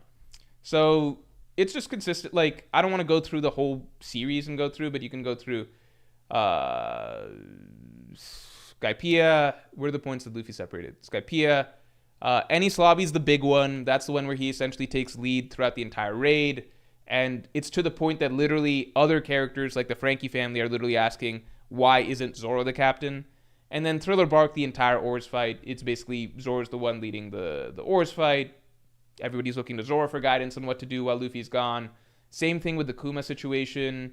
They all basically stand back and let Zoro dictate what's going on with the Kuma situation. So that's just like the general sort of pattern that Oda pretty much sticks to. But that's not to say that makes Zoro the official first mate of the Straw Hats, because he's not officially listed as the first mate. It's the soft way that he's written in terms of his dynamic with Luffy that's unique to him and Luffy in terms of, like, coaching Luffy on how to be captain. No other crewmate coaches Luffy on how to be captain. The fact that every other character that tends to see Zoro is like, why isn't he the leader? Why isn't he the boss? And then finally, in terms of, like, the soft pattern, which is every time Luffy is removed from a situation, the Zoro tends to give orders, and the Straw Hats tend to look to Zoro in terms of, okay, what are we doing next? It's what Zoro says, that's what we do. If you can find a counterexample to that, let me know, but that's basically what pretty much happens. JP, thanks for the 10. What confuses me about the Blackbeard becoming a king plot is there even enough time in the story for it to have an impact? Laugh-Tale is 1 to 2 arcs away before everyone rebels against the world government. I think that it's not about Blackbeard specifically ruling. My theory is more so that Blackbeard becoming a king is what will give him access, because kings are allowed to go to Marijua. So I think that might give him access to Marijua, which is basically the thing that he's actually angling for.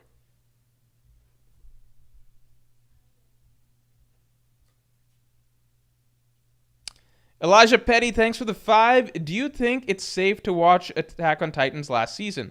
I'm still not over the manga's disaster ending. It almost became an epic tragedy, but fell short in my opinion. So I don't want any spoilers on Attack on Titan. I want to finish out the series just because it's such a important anime in general, right? Like, it's a fucking huge anime, right? Like, and I was always very curious.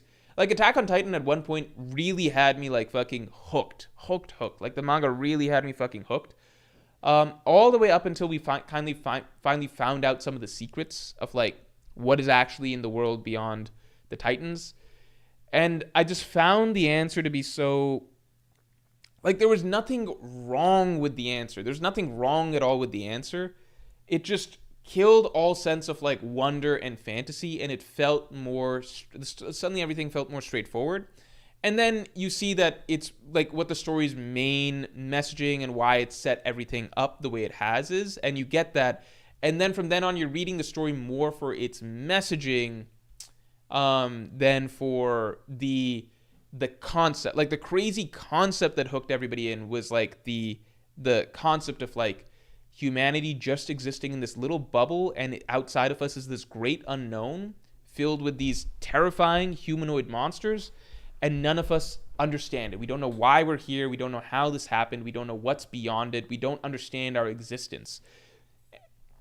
And I think the simple concept of establishing a sort of nightmare survival scenario where you just don't understand the nature of your existence, and it fills you with so many whys and such a sort of existential sort of sense of dread, but also curiosity.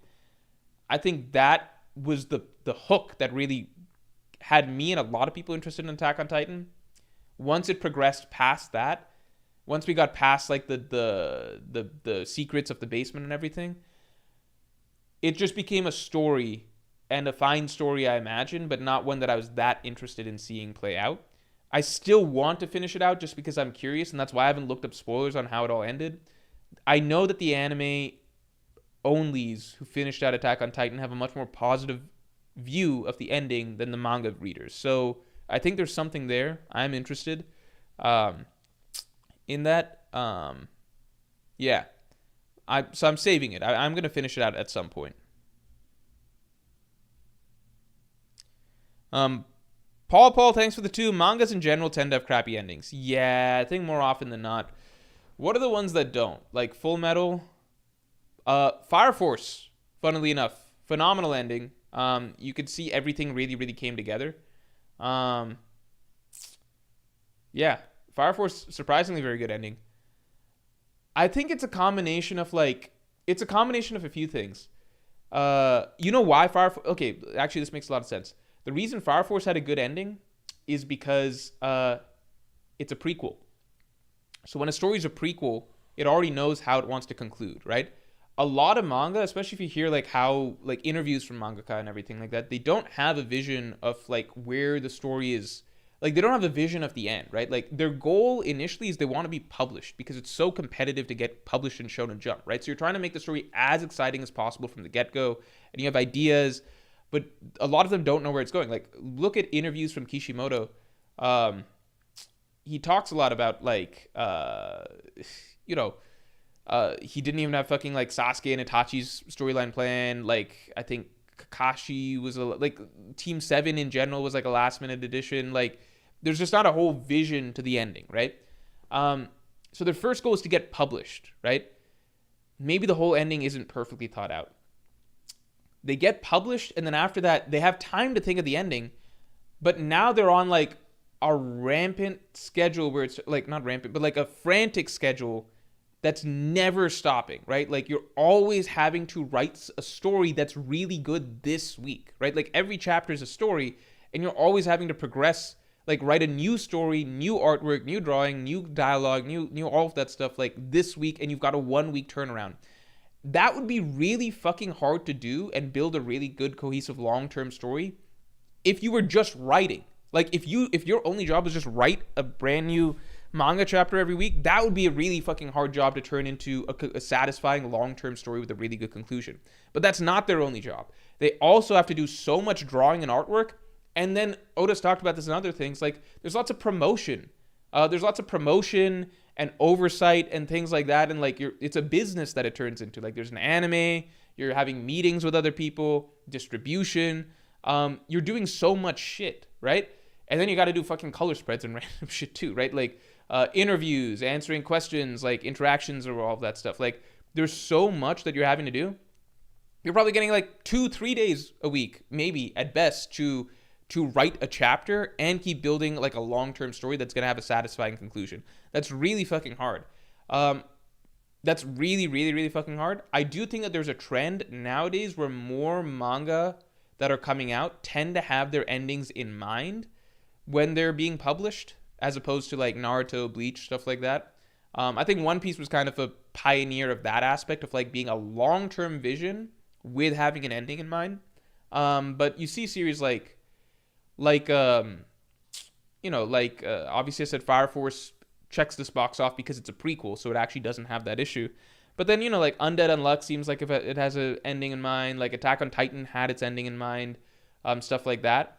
But at the same time, I believe like Demon Slayer and even Jujutsu Kaisen, I think they had their endings in mind, just not all the details. But at the same time, like once the story's reaching its ending, you probably don't have all of the details fully planned out. And so it's like a lot of threads that are set up having to come together, and it will just make for like a really big mess. It's just so hard to build something that massive on a week to week basis when you're not being given any time to think. That's so hard to do. Like you could take phenomenal great authors from other series, like from other mediums, right? Like take fucking, I don't know, people love Brandon Sanderson or whatever, right? Or like take fucking Tolkien or something like that. Like people like respected authors. And if you force them to only get to like write a new chapter every single week, but you're also only getting like really a couple days of that week to write that chapter, and you're having to build a long-term story or whatever, and you're just always juggling, it's got to feel like you're always fucking juggling.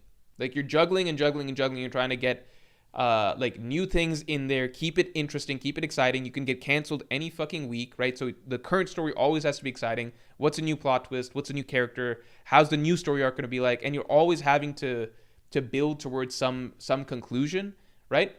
You can take great, like, I don't know what great fantasy writers are going to be able to nail that. I don't know what great screenwriters are going to be able to nail that. Like fucking TV show writers get like months and months, like years or whatever, sometimes to plan out their full storyline or whatever. Like mangaka have a uniquely difficult job.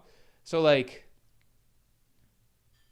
it's almost like really it's almost like dirty and unfair of us to sit down and be like, this like these manga, like they fucking like lost their touch, or like they fucking screwed up the ending or whatever. It's like they have the hardest storytelling job in the world, I think. Like between week to week nonstop writing and drawing, and you have to constantly fight to stay in publication. It is the hardest medium to write in. Like writing's not even the main like for most mangaka, probably they came up as artists first and foremost and figured out ways to weave in stories into what they do, right? But like they're almost like artists who write more than writers who, like, a lot of them are like, if you ask lots of mangaka, their primary passion and what they really love is drawing, right, rather than the writing. So it's almost like we're judging a bunch of artists who write and who are now being forced to write every single week a long running story, and we're judging them meticulously by like standards that just make no sense. But it makes sense at the same time because like they give us such a good story early on to work with, and such good substance initially, that like we come to expect them to deliver in ways that are just not really reasonably possible to deliver on. That's also why I think like a lot of the manga that do have the tightest endings are like, like a Full Metal Alchemist, or like a Fire Punch, or like a Chainsaw Man Part 1, because those are short running, right? So those are series where like a mangaka can come in and have everything from start to finish fully planned, because it's only like 100 something chapters or something like that, right? You can come in with your full vision, whereas like other mangaka are coming in with maybe just like at best the first few arcs and then a vague idea of the ending of the story, right? Anyway, long tangent over, but I think it's just something to think about. At the same time, I don't want to say that like that means that like if you give mangaka infinite time that they would be perfect writers either, because like I think Bleach 1000-Year Blood War is a great example of like what I'm trying to get at, which is like the way Kubo is trying to redo the final act of his story. The writing is clearly better, right? So it's kind of like we judge the ending based on like a very rushed pace that he was being forced to do it at, like week after week, while he was in poor health at that, right? And he just couldn't execute the vision as he would probably have been able to do much better if he had just gotten time to sit back and like write the way that, and like plan and think, right? So the writing is much better in this version. Way, way, way better. At the same time, it's not like it suddenly elevated Kubo to like godlike Miura type writing or something like that. Because a lot of Bleach's dialogue and stupidity and dumbass shit and like pseudo depth or whatever, that's still there. It's just more polished and punched up. But like, it's not like Kubo just became like a fucking Pulitzer Prize winning writer or something. it just became better than what it was before. Like, if we'd gotten this version of Thousand Year Blood War the first time around, I think in general it would have been viewed as like a solid ending to the story. The anime production in general is really elevating it just in terms of scene direction, music, choreography, all of that, and that's outside of Kubo's writing. But you can still see the writing is sharper here, and like the ideas and the way everything's paced out, it comes out a lot better. You're not getting stuff like this, the Squad Zero just being like a throwaway thing or anything like that. You know, like there's so many things that he's sharpening up and making more interesting, and adding depth to dynamics, relationships, characters, all of that. But it's still not like top tier level, right? Like he didn't just suddenly become Togashi or something like that. I mean, Togashi's another good point in that like fucking look at Togashi when he's writing Yu Yu Hakusho and he just got fucking sick of it, and the ending that he threw out that was absolute garbage. The worst manga ending of all time is Yu Yu Hakusho, right? I think that's hard to deny, right? That's hard to argue against. Worst manga ending of all time, Yu Yu Hakusho. Because there's no ending. He just skipped it. He just off-screened the entire ending. If you off-screen the entire ending, I think it's just the worst ending, right? But then you look at you look at Togashi back before he used to take a lot of breaks, and then you compare his writing to now in the Dark Continent when he takes a lot of breaks. When he takes a lot of breaks and he has time to plan and think, these chapters are so dense and so richly written, it makes earlier Hunter x Hunter chapters look like a joke. And I'm sure part of that is Togashi maturing and becoming a better author, but another big part of that is he just has more time.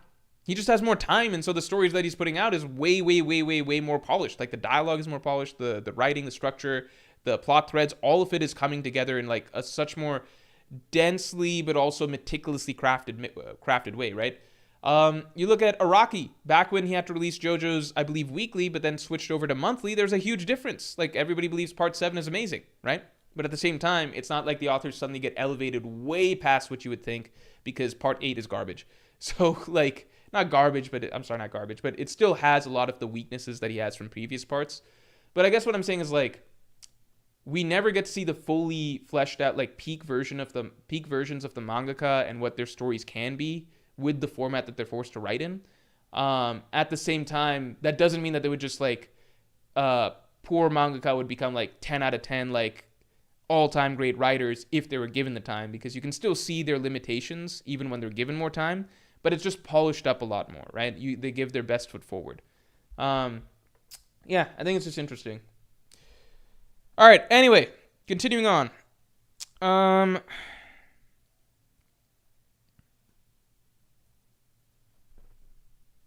Where we at? Shakir, thanks for the 5. Sanji was giving orders during the raid for Enies Lobby and the key hunt with Zoro there, and Punk Hazard with saving Kinemon. Look, man, this is just a stretch. It's just like, I don't know why. That's just not his role. That's not his thing. Sanji was giving orders during the raid for Enies Lobby. Literally read the raid. Tell me the chapter. Tell me the chapter that you're talking about. You can, like, it's to the point. Zoro is so clearly made in charge of the raid that Oda literally is having other characters asking, why isn't Zoro the captain during the raid? Zoro's literally charging forward. The other Strats are following him. They're listening to his orders. They're like, right, we're doing this. And you have fucking Zombie on the side asking, why is he not the captain, right? That's just... He's the one portrayed as the person leading the raid. There's no point. There's no point in which it's implied that Sanji is leading the raid. That doesn't happen. Can you give me the example of Sanji giving orders during the raid for Enies Lobby? I know that a notable moment is like he helps Usopp, like when Usopp's having that moment of crisis of like what to do, and Sanji's like, no, I'm gonna take this fight and everything like that. I guess you could interpret that as like Sanji giving orders, if you want to, specifically to Usopp. But then by that logic, like a lot of the Strats give specific like individual direction to each other. That happens, right? If you're looking at something that like is an actual consistent pattern, right? Like you would want to look at the totality of the Enies Lobby raid, right? The entire time the Strats are moving in, it's like Usopp gets left behind. Zoro gives the speech about like why we're not going to go back for Usopp. We're all going to stay the course. We're going to keep going, right? They get to the actual like tower and everything like that. They're all following Zoro into the tower. They're literally affirming his orders as he's barking orders at them. And Zombie is literally on the side pointing it out and being like, this guy seems like the fucking captain. I don't know what... Sanji doesn't have moments like that. There's never been a moment in the story where characters question why isn't Sanji in charge, or Sanji's acting like the captain, why isn't Sanji the captain? He's not written like that. That's not his role. His role is genuinely, in my opinion, like, I think the thing that Sanji tends to shine the best in is when Sanji goes and and chooses to be an independent player. When Sanji's basically like, okay, the rest of the crew is doing this, but I know best. I know that we actually need to be doing this, or I know that there's like a key way that I need to come into play to like come in clutch to save everybody else. That's where Sanji shines. That's where Sanji's like, I'm gonna go do this Mr. Prince ploy, or I'm gonna go pursue Robin on the sea train by myself and lead this expedition. Basically, like I'm gonna do this solo mission, or when obviously going to save, like stalling the gates at Enies Lobby, like opening the gates at Enies Lobby, right?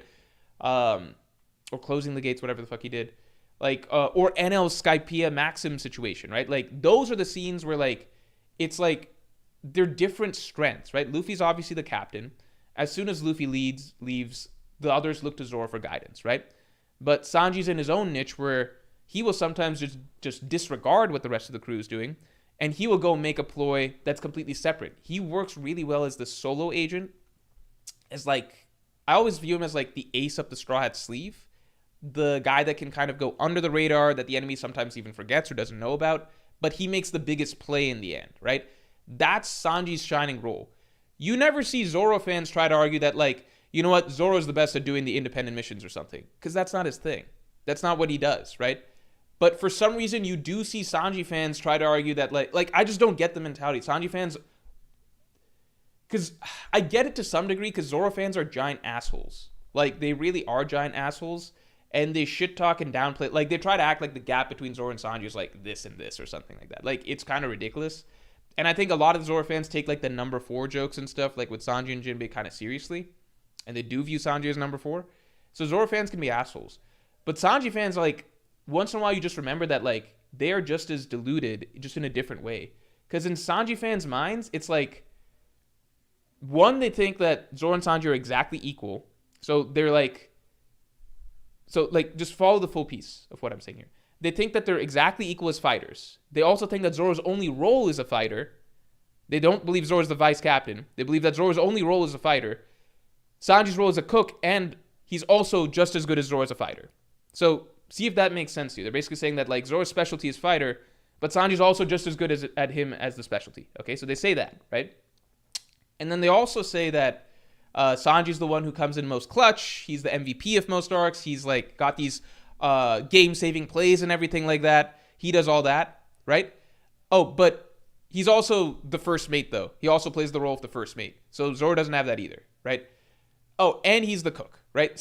So across, essentially, it's just like there's not in a Sanji fan's mind, it's like Sanji is also he's everything that Sanji is, right? Which is great fighter, top 3 in the crew, monster trio. Most clutch player of the Straw Hats, right? All true, right? Cook of the Straw Hats, right? Best cook on the seas, all true. He's all of these things, but then he's also Zoro's things. So they will say Zoro's a fighter, but Sanji's also just as good of a fighter as Zoro. So they both have that, right? So Sanji has his things that are unique to him, but he also has Zoro's thing. And then if Zoro fans argue that Zoro's plays the role of the first mate, they'll be like, no, he doesn't. Because Sanji does all of these things, but he's also the first mate. He also plays the role of first mate. Or at least as good as Zoro does, he plays the role of first mate as good as Zoro does. So in Sanji fans' minds, like, Zoro's just this sub-character, and then Sanji's this special character that's got all these unique traits and all of Zoro's traits. Or Zoro's unique aspects, I suppose. Do you understand how absurd that is?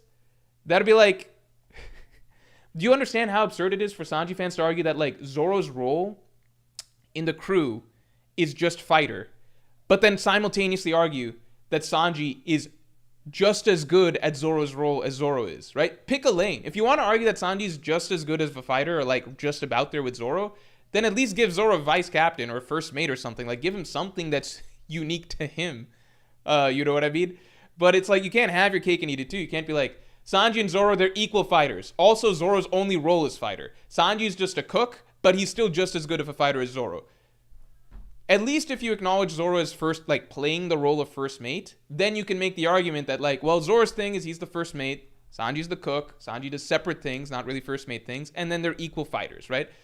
Do you understand how bizarre it would be if you're like, Sanji's the cook, Monster Trio, all that stuff. Oh, also, he's just as good if a doctor as Chopper. It doesn't make any fucking sense. I don't even understand the mentality. Like, what? You got to pick a lane. You got to pick a lane. You can't just, your argument, this is where it falls apart for Sanji fans, because it's like, you can't just have this mentality that, like, Zoro just has nothing above Sanji, but Sanji has all of these things that are unique above Zoro. You know what I mean? Because Zoro fans, I think they're giant assholes when it comes to playing up how much stronger they believe Zoro is than Sanji. But Zoro fans will still always acknowledge it. Like, I don't think I've ever seen a Zoro fan really argue that Zoro's, like, smarter than Sanji, or that Zoro makes more, like, is better at doing, like, solo stealth missions or something. Like, I think Zoro fans are all fine acknowledging all of the things that Sanji is uniquely equipped to do. They just dig their heels in when it comes to strength and fighting. I think that's the big thing. I think they can be shitty about the character, too. Like, they can take shots at the character just because they've come to hate the character so much due to discussions. But I don't think they actually try to take away from the unique things that Sanji has. Sanji fans basically argue that Sanji has all these unique traits, and then Zoro has no unique traits because Sanji is both equally as good of a fighter as Zoro, and Zoro is not a first mate at all. And if there is a first mate of the crew, then it's Sanji, not Zoro. So it's just like it's just too skewed to a point that it's like, you guys know that this is insane, right? You guys know this is like just absurd level of bias at this point. So sometimes I think Zoro fans are just the worst One Piece group of fans, and I do think that is generally the case. I think Zoro fans are generally the worst group of One Piece fans, but it helps that they're all such meatheads, or not all, but a lot of them are such meatheads that, like, the only thing they're obsessed about is strength. So it's like they allow other characters to have individuality outside of strength, but they're just, like, so fixated on, like, Zoro's, like, equal to Luffy, Zoro's way above Sanji, etc. So it helps that, like, the annoyingness is focused in on one area. But Sanji fans seem to view Sanji as, like, this golden character that's, like, across the board, like, a god at everything, which is also not the case. Or, like, better than, better, at least in relation to Zoro, they're like, he's this golden character that's, like, better than Zoro at everything, except fighting. In that case, Sanji and Zoro are equals. Or, like, Zoro might be, like, 0.5% stronger. It's like, oh, okay, so Oda just invented Zoro to be, like, a shittier version of Sanji then, in your guys' mind? Does that make any sense? Okay, continuing on. I think we got a good crew here. If I were to make, like, a worst version of the crew, oh, I got a few supers to catch up here. Grizzly Adams, thanks for being a Pirate King to your member for 23 months, man. Holy shit. Please get in your submission for the Pirate King podcast. Yeah, if you have not already, I'll be recording that very, very soon. People say Nami is vice captain because she gives orders not most consistently, but that is only within the context of her given role of navigator. She's in organizing day-to-day duties outside of that. So how do I explain this? Everything is as it pertains to the rule, like the One Piece world, right? In the One Piece world, how to explain? Like, what Oda says is leadership and things like that in the One Piece world are in the context of his story, right? So if I were to look at, like, Nami in the story, you're saying she's not organizing day-to-day duties outside of that? I think Nami low-key does the most organizing of day-to-day duties in the whole crew. Like, yeah, she gives orders in terms of navigation, but also she's in charge of, like, how money is spent, like how they safekeep money. I think I've gotten the sense that Nami, I would have to look through more of this, but I think she does play the mom role of the crew quite a bit. The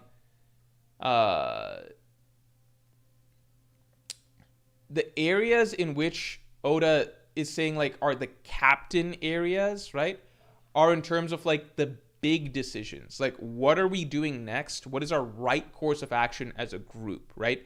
Nami probably makes the most micro decisions in terms of running the, like, in a day-to-day basis. Luffy doesn't play the role of captain. He plays the role of, like, a little kid that's, like, eighth down, like, maybe eighth or ninth down the list of, like, hierarchy. Okay, like, there's a reason Nami fucking put him in a cage whenever she feels like. Okay, But in the context of the One Piece world, when it comes to like what Oda is saying, like is the actual real deal being a pirate crew and like being like a unit, those are the situations that Luffy then steps up and is captain, basically. So then like it's kind of like the crew's whole paradigm shifts when it comes down to significant goals and obstacles that they're having to deal with. Does that make sense? That's pretty much what happens. Yeah, but Nami, I think you like in the real world context, right? If this was the real world and it's just like they're not all superpowered characters, it's just like who's kind of like taking the lead and organizing everybody, you would probably, if you just observe the Strahd crew for a day, you'd be like, Nami's the fucking captain, okay? It's just in the context of the One Piece story, Oda basically doesn't treat those situations as having any sort of like actual pirate crew weight. He treats basically being the leader as like what happens when the going gets rough, in which case Nami's not really in charge, unless it's navigating things and she's yelling like, do this with the sails or do that with the sails or shit like that. Elijah Petty, thanks for the 5. Even before Kentaro Miura passed, I'd accepted Berserk would never finish. He set such a monumental story that it probably caused writer's block. Yeah. I genuinely forgot that Berserk was regularly on hiatus for a long period of time. The thing with Berserk is that, like, I personally, and I think Berserk fans will heavily debate this or whatever, but I personally didn't feel like the writing was anywhere near close to as strong, like even remotely as strong as it was earlier in the story. The thing is that it was still Berserk, so it was very, very strong. But being very strong compared to other manga and being like reaching the highs of like what it once was, I did not feel like he had, like, if you read early Berserk arcs like Golden Age and even Conviction, you can literally track very, very concrete, like, individual character turning points and through lines and, like, exactly a very clear, powerful character arc and what's, like, contrasting storylines and what exactly is being done with these characters and, like, very powerful, very significant scenes that are happening regularly. As we get to, like, the later arcs of Berserk, the things that improve are, like, the art, the grandeur of the story, the larger scale plot, things like that. The scene direction was actually stronger early on. That's different than art. But those are the things that improve. But in terms of like really deeply, vividly written, like unique character storylines that you can't get in other series, that wasn't later Berserk. In fact, Guts and his like new band of Hawk, the writing of those characters was actually pretty much as basic as you would get from like a standard ass shonen. Like, if you go through it, like, it's very simplistic, basic writing. It's like, fucking Isidro is trying to become a warrior. He stepped up and was brave and, like, fought, like, a little, like, he defended Shirkei in this instance or something. Like, and the dialogue and conversations are very, very, very basic. And, like, it promotes things like friendship more. Like, it just becomes very, very standard shonen fare, just wrapped up in the epicness and beauty and like seriousness and everything of Berserk. But pretty much all the truly strong writing was happening on Griffith's end by the time Miura passed. I think that's a consequence of like when you're starting a story, you have like a really, really powerful concept for what you want to do with the core characters, like the Guts storyline and the Griffith storyline and the Casca storyline, and those three things intertwining, that makes the backbone of Golden Age through Conviction, right? I don't think Miura had all of the Band of Hawk characters like fucking Roderick or whatever all planned from the beginning. So that's what, and like I don't think he had like vividly planned like really deep like pushing the envelope type character arcs planned for most of those fucking characters, right? And so once you're getting to those characters that he's now having to come up with things, right? He's coming up with storylines for these characters on the fly, month to month. You're not going to get the level of planning and forethought and like and all that he had for the initial core character storylines. You're starting to go into more of like a quantity over quality sort of situation, and I just didn't feel like the fucking like mermaid that he added in, like that's stuff that's very typical of like a random shonen series, but it has nowhere near the character writing that early Berserk had, right? So I always felt like Berserk was not as strong as it was later on as it was at the beginning. And I think that's likely because Miura didn't have all of these really, really powerful, intricately thought out character storylines thought out all the way through the end of the story. Or we had maybe reached a middle point of the story where, like, we're introducing things that he hadn't thought out as well, and like the things that would be the strongest points would be things that he saved for the end. Maybe he had those ending points planned out. But we'd reached definitely a point in the story where he didn't have the character stuff that well figured out.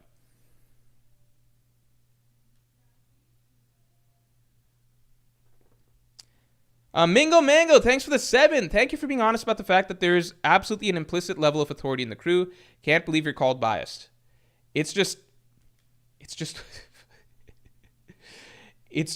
I mean, I think when Oda's having other characters in the story pointed out, I think you're past the point of saying that it's biased or not. It's like it's something that is meant, the reader is meant to be able to recognize and take away. And Oda's having characters specifically pointed out so that it's not something that's going over the head of readers. Paul, thanks for the 5. Am I bad for hoping that George R. R. Martin doesn't die before A Song of Ice and Fire is finished? No, that's not bad. That's just being a fan. That's just being a fan of something, you know? I really hope Oda doesn't pass away before One Piece finishes. I think that should go without saying. Starbright, thanks for the 5. Chapter 400, page 13. I think if you're using Zoro Alabasta as one line of command as a point towards saying Zoro, this is a stretch. So keep in mind with Alabasta, before I check what this scene is, keep in mind with Alabasta, the key was that this was as soon as Luffy left. That's the key. As soon as Luffy left, that was the command that was given. But maybe I'm wrong, because if I remember, chapter 400 is also where the crew splits up. So let's see.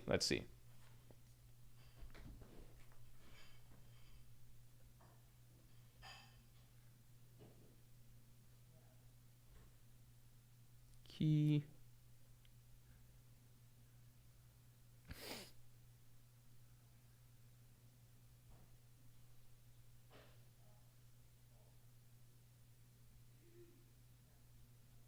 This is a good moment of leadership. This is a very good moment of leadership, because I think this is stronger than the Alabasta moment. We can just let Luffy go ahead. Luffy just go up and meet the pigeon guy. Blah, blah, blah, blah, blah, blah. Get all 5 keys. Yeah, this is definitely very much Sanji taking a role of leadership. Zoro gets a line in as well, but I think this is good. I think this is a good moment. I don't think it's nearly as consistent as, the other moments. The main thing my point is with Zoro is that his moments happen as soon as Luffy leaves.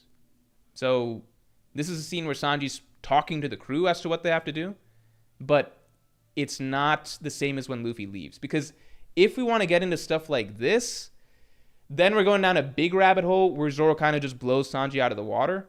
Because, like, you can point this out, but then I can raise you this, right?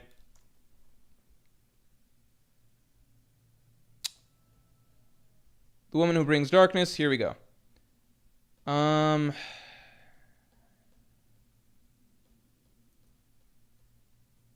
Okay.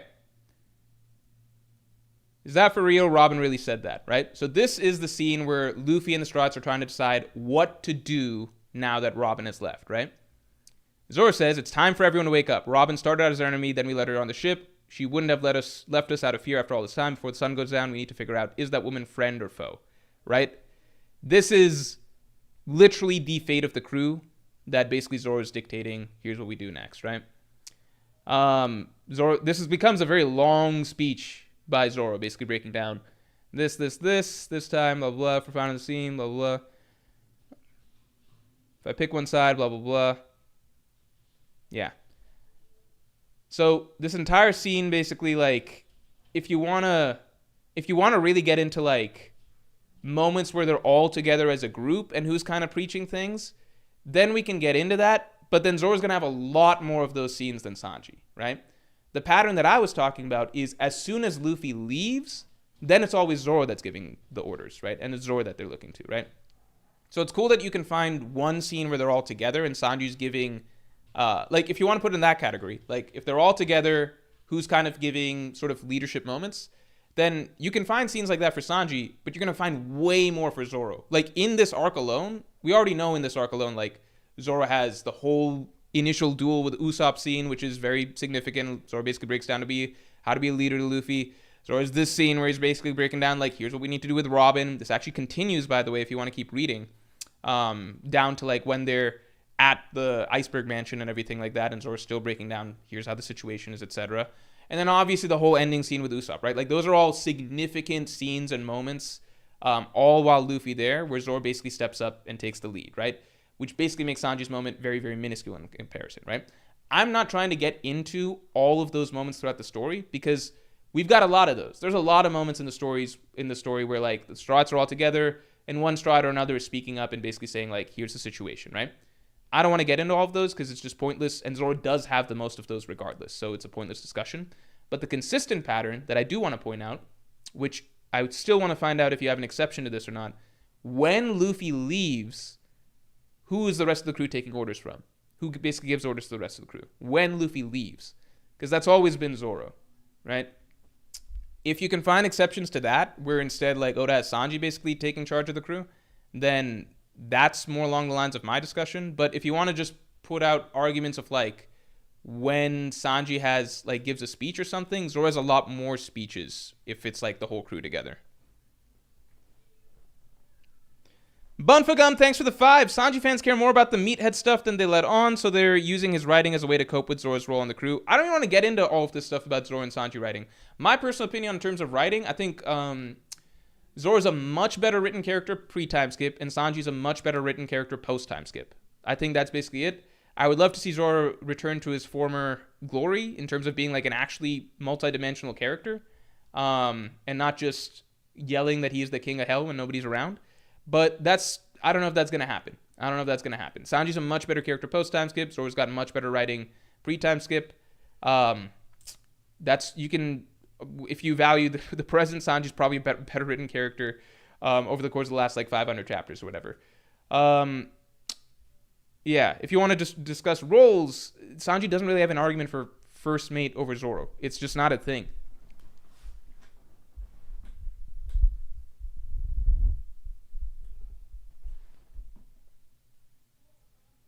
It's like, it's not a thing to the point that, like, let's put it this way. In story, for example, Oda will play lip service to the Zoro-Sanji strength debate, right? Like, he will do that. He will have Zoro and Sanji debate about, like, who's stronger than whom. He'll do little bounty things where, like, Zoro's bounty's higher, but then Sanji's bounty gets higher for a bit, and Sanji's making fun of him for that. He'll do stuff like that.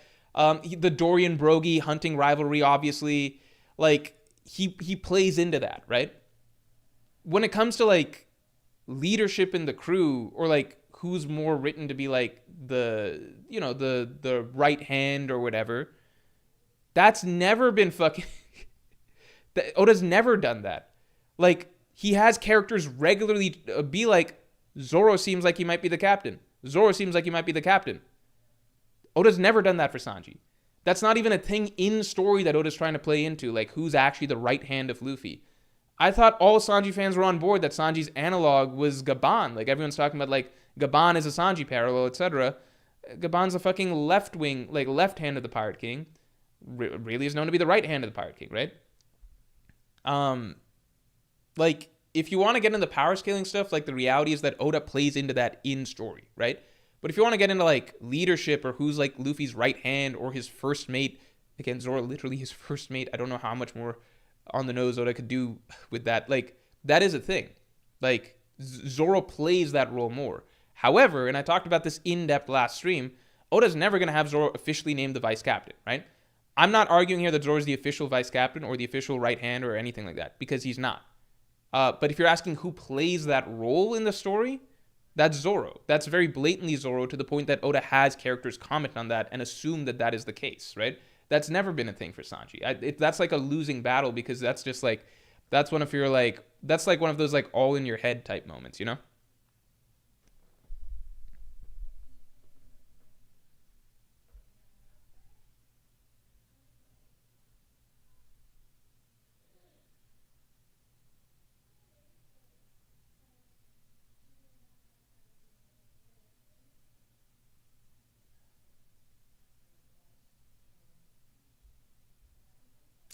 All right. I don't know why the stream devolved into Zoro Sanji stuff that much. If we were to do this really quickly and then probably close that stream, Let's see. Um. Okay. Worst version possible. If we were to do worst version possible, because I think this is kind of funny. If we were to do worst version possible, then it'd probably be something like, I think Chopper's the worst captain, just the youngest and most like easily shaken and scared. I think first mate, I think maybe Usopp, just a cowardly kind of duo right there. Navigator, Zoro.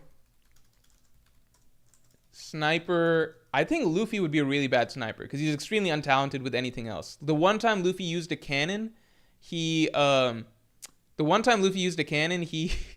he blew up, I think, Johnny and Yosaku or some shit.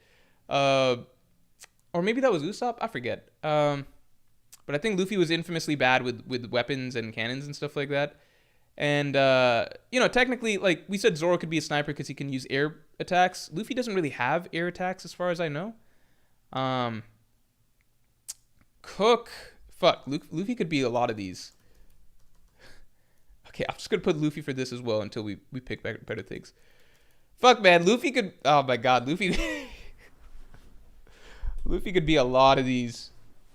This is actually very difficult. Oda really did make a main character who's just bad at everything. Who would be the worst doctor if not Luffy?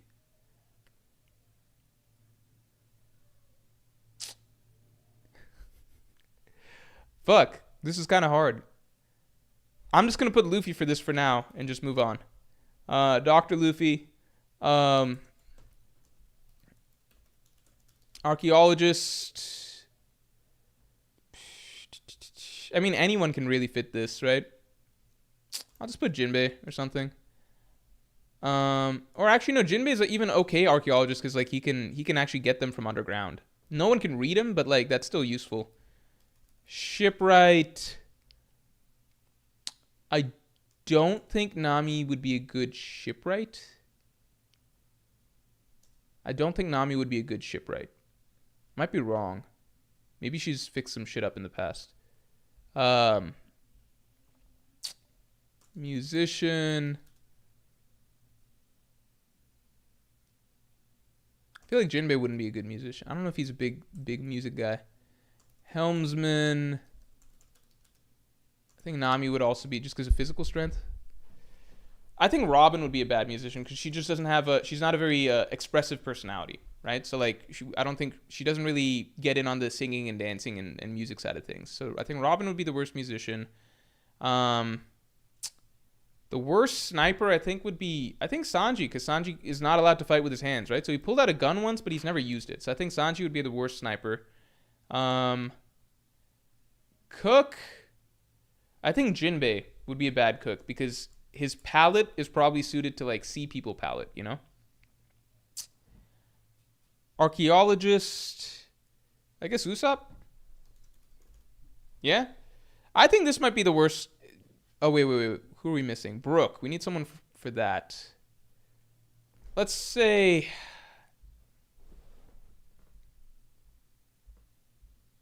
Oh, no, we already have Usopp picked out as first mate. Who am I missing? I'm missing a lot of characters then. Like, I guess Frankie's a bad archaeologist. Who am I missing? Chopper. Chopper is actually an okay shipwright. Shit, this is hard. Fuck. No, we have Chopper as captain. Who am I missing? I'm going crazy here. Brook. Brook is shipwright. I guess we're putting Brook here. Brook is sniper. Yeah, let's put Brook as sniper. Sanji as shipwright. Because I don't think Sanji's ever been shown to be a good shipwright either, right? I think this is it. Didn't Sanji use the bubble gun on Kaku? Fuck. Yeah, well, we changed Sanji to shipwright. You're right. Sanji actually can use a gun. Never mind. That's a good point.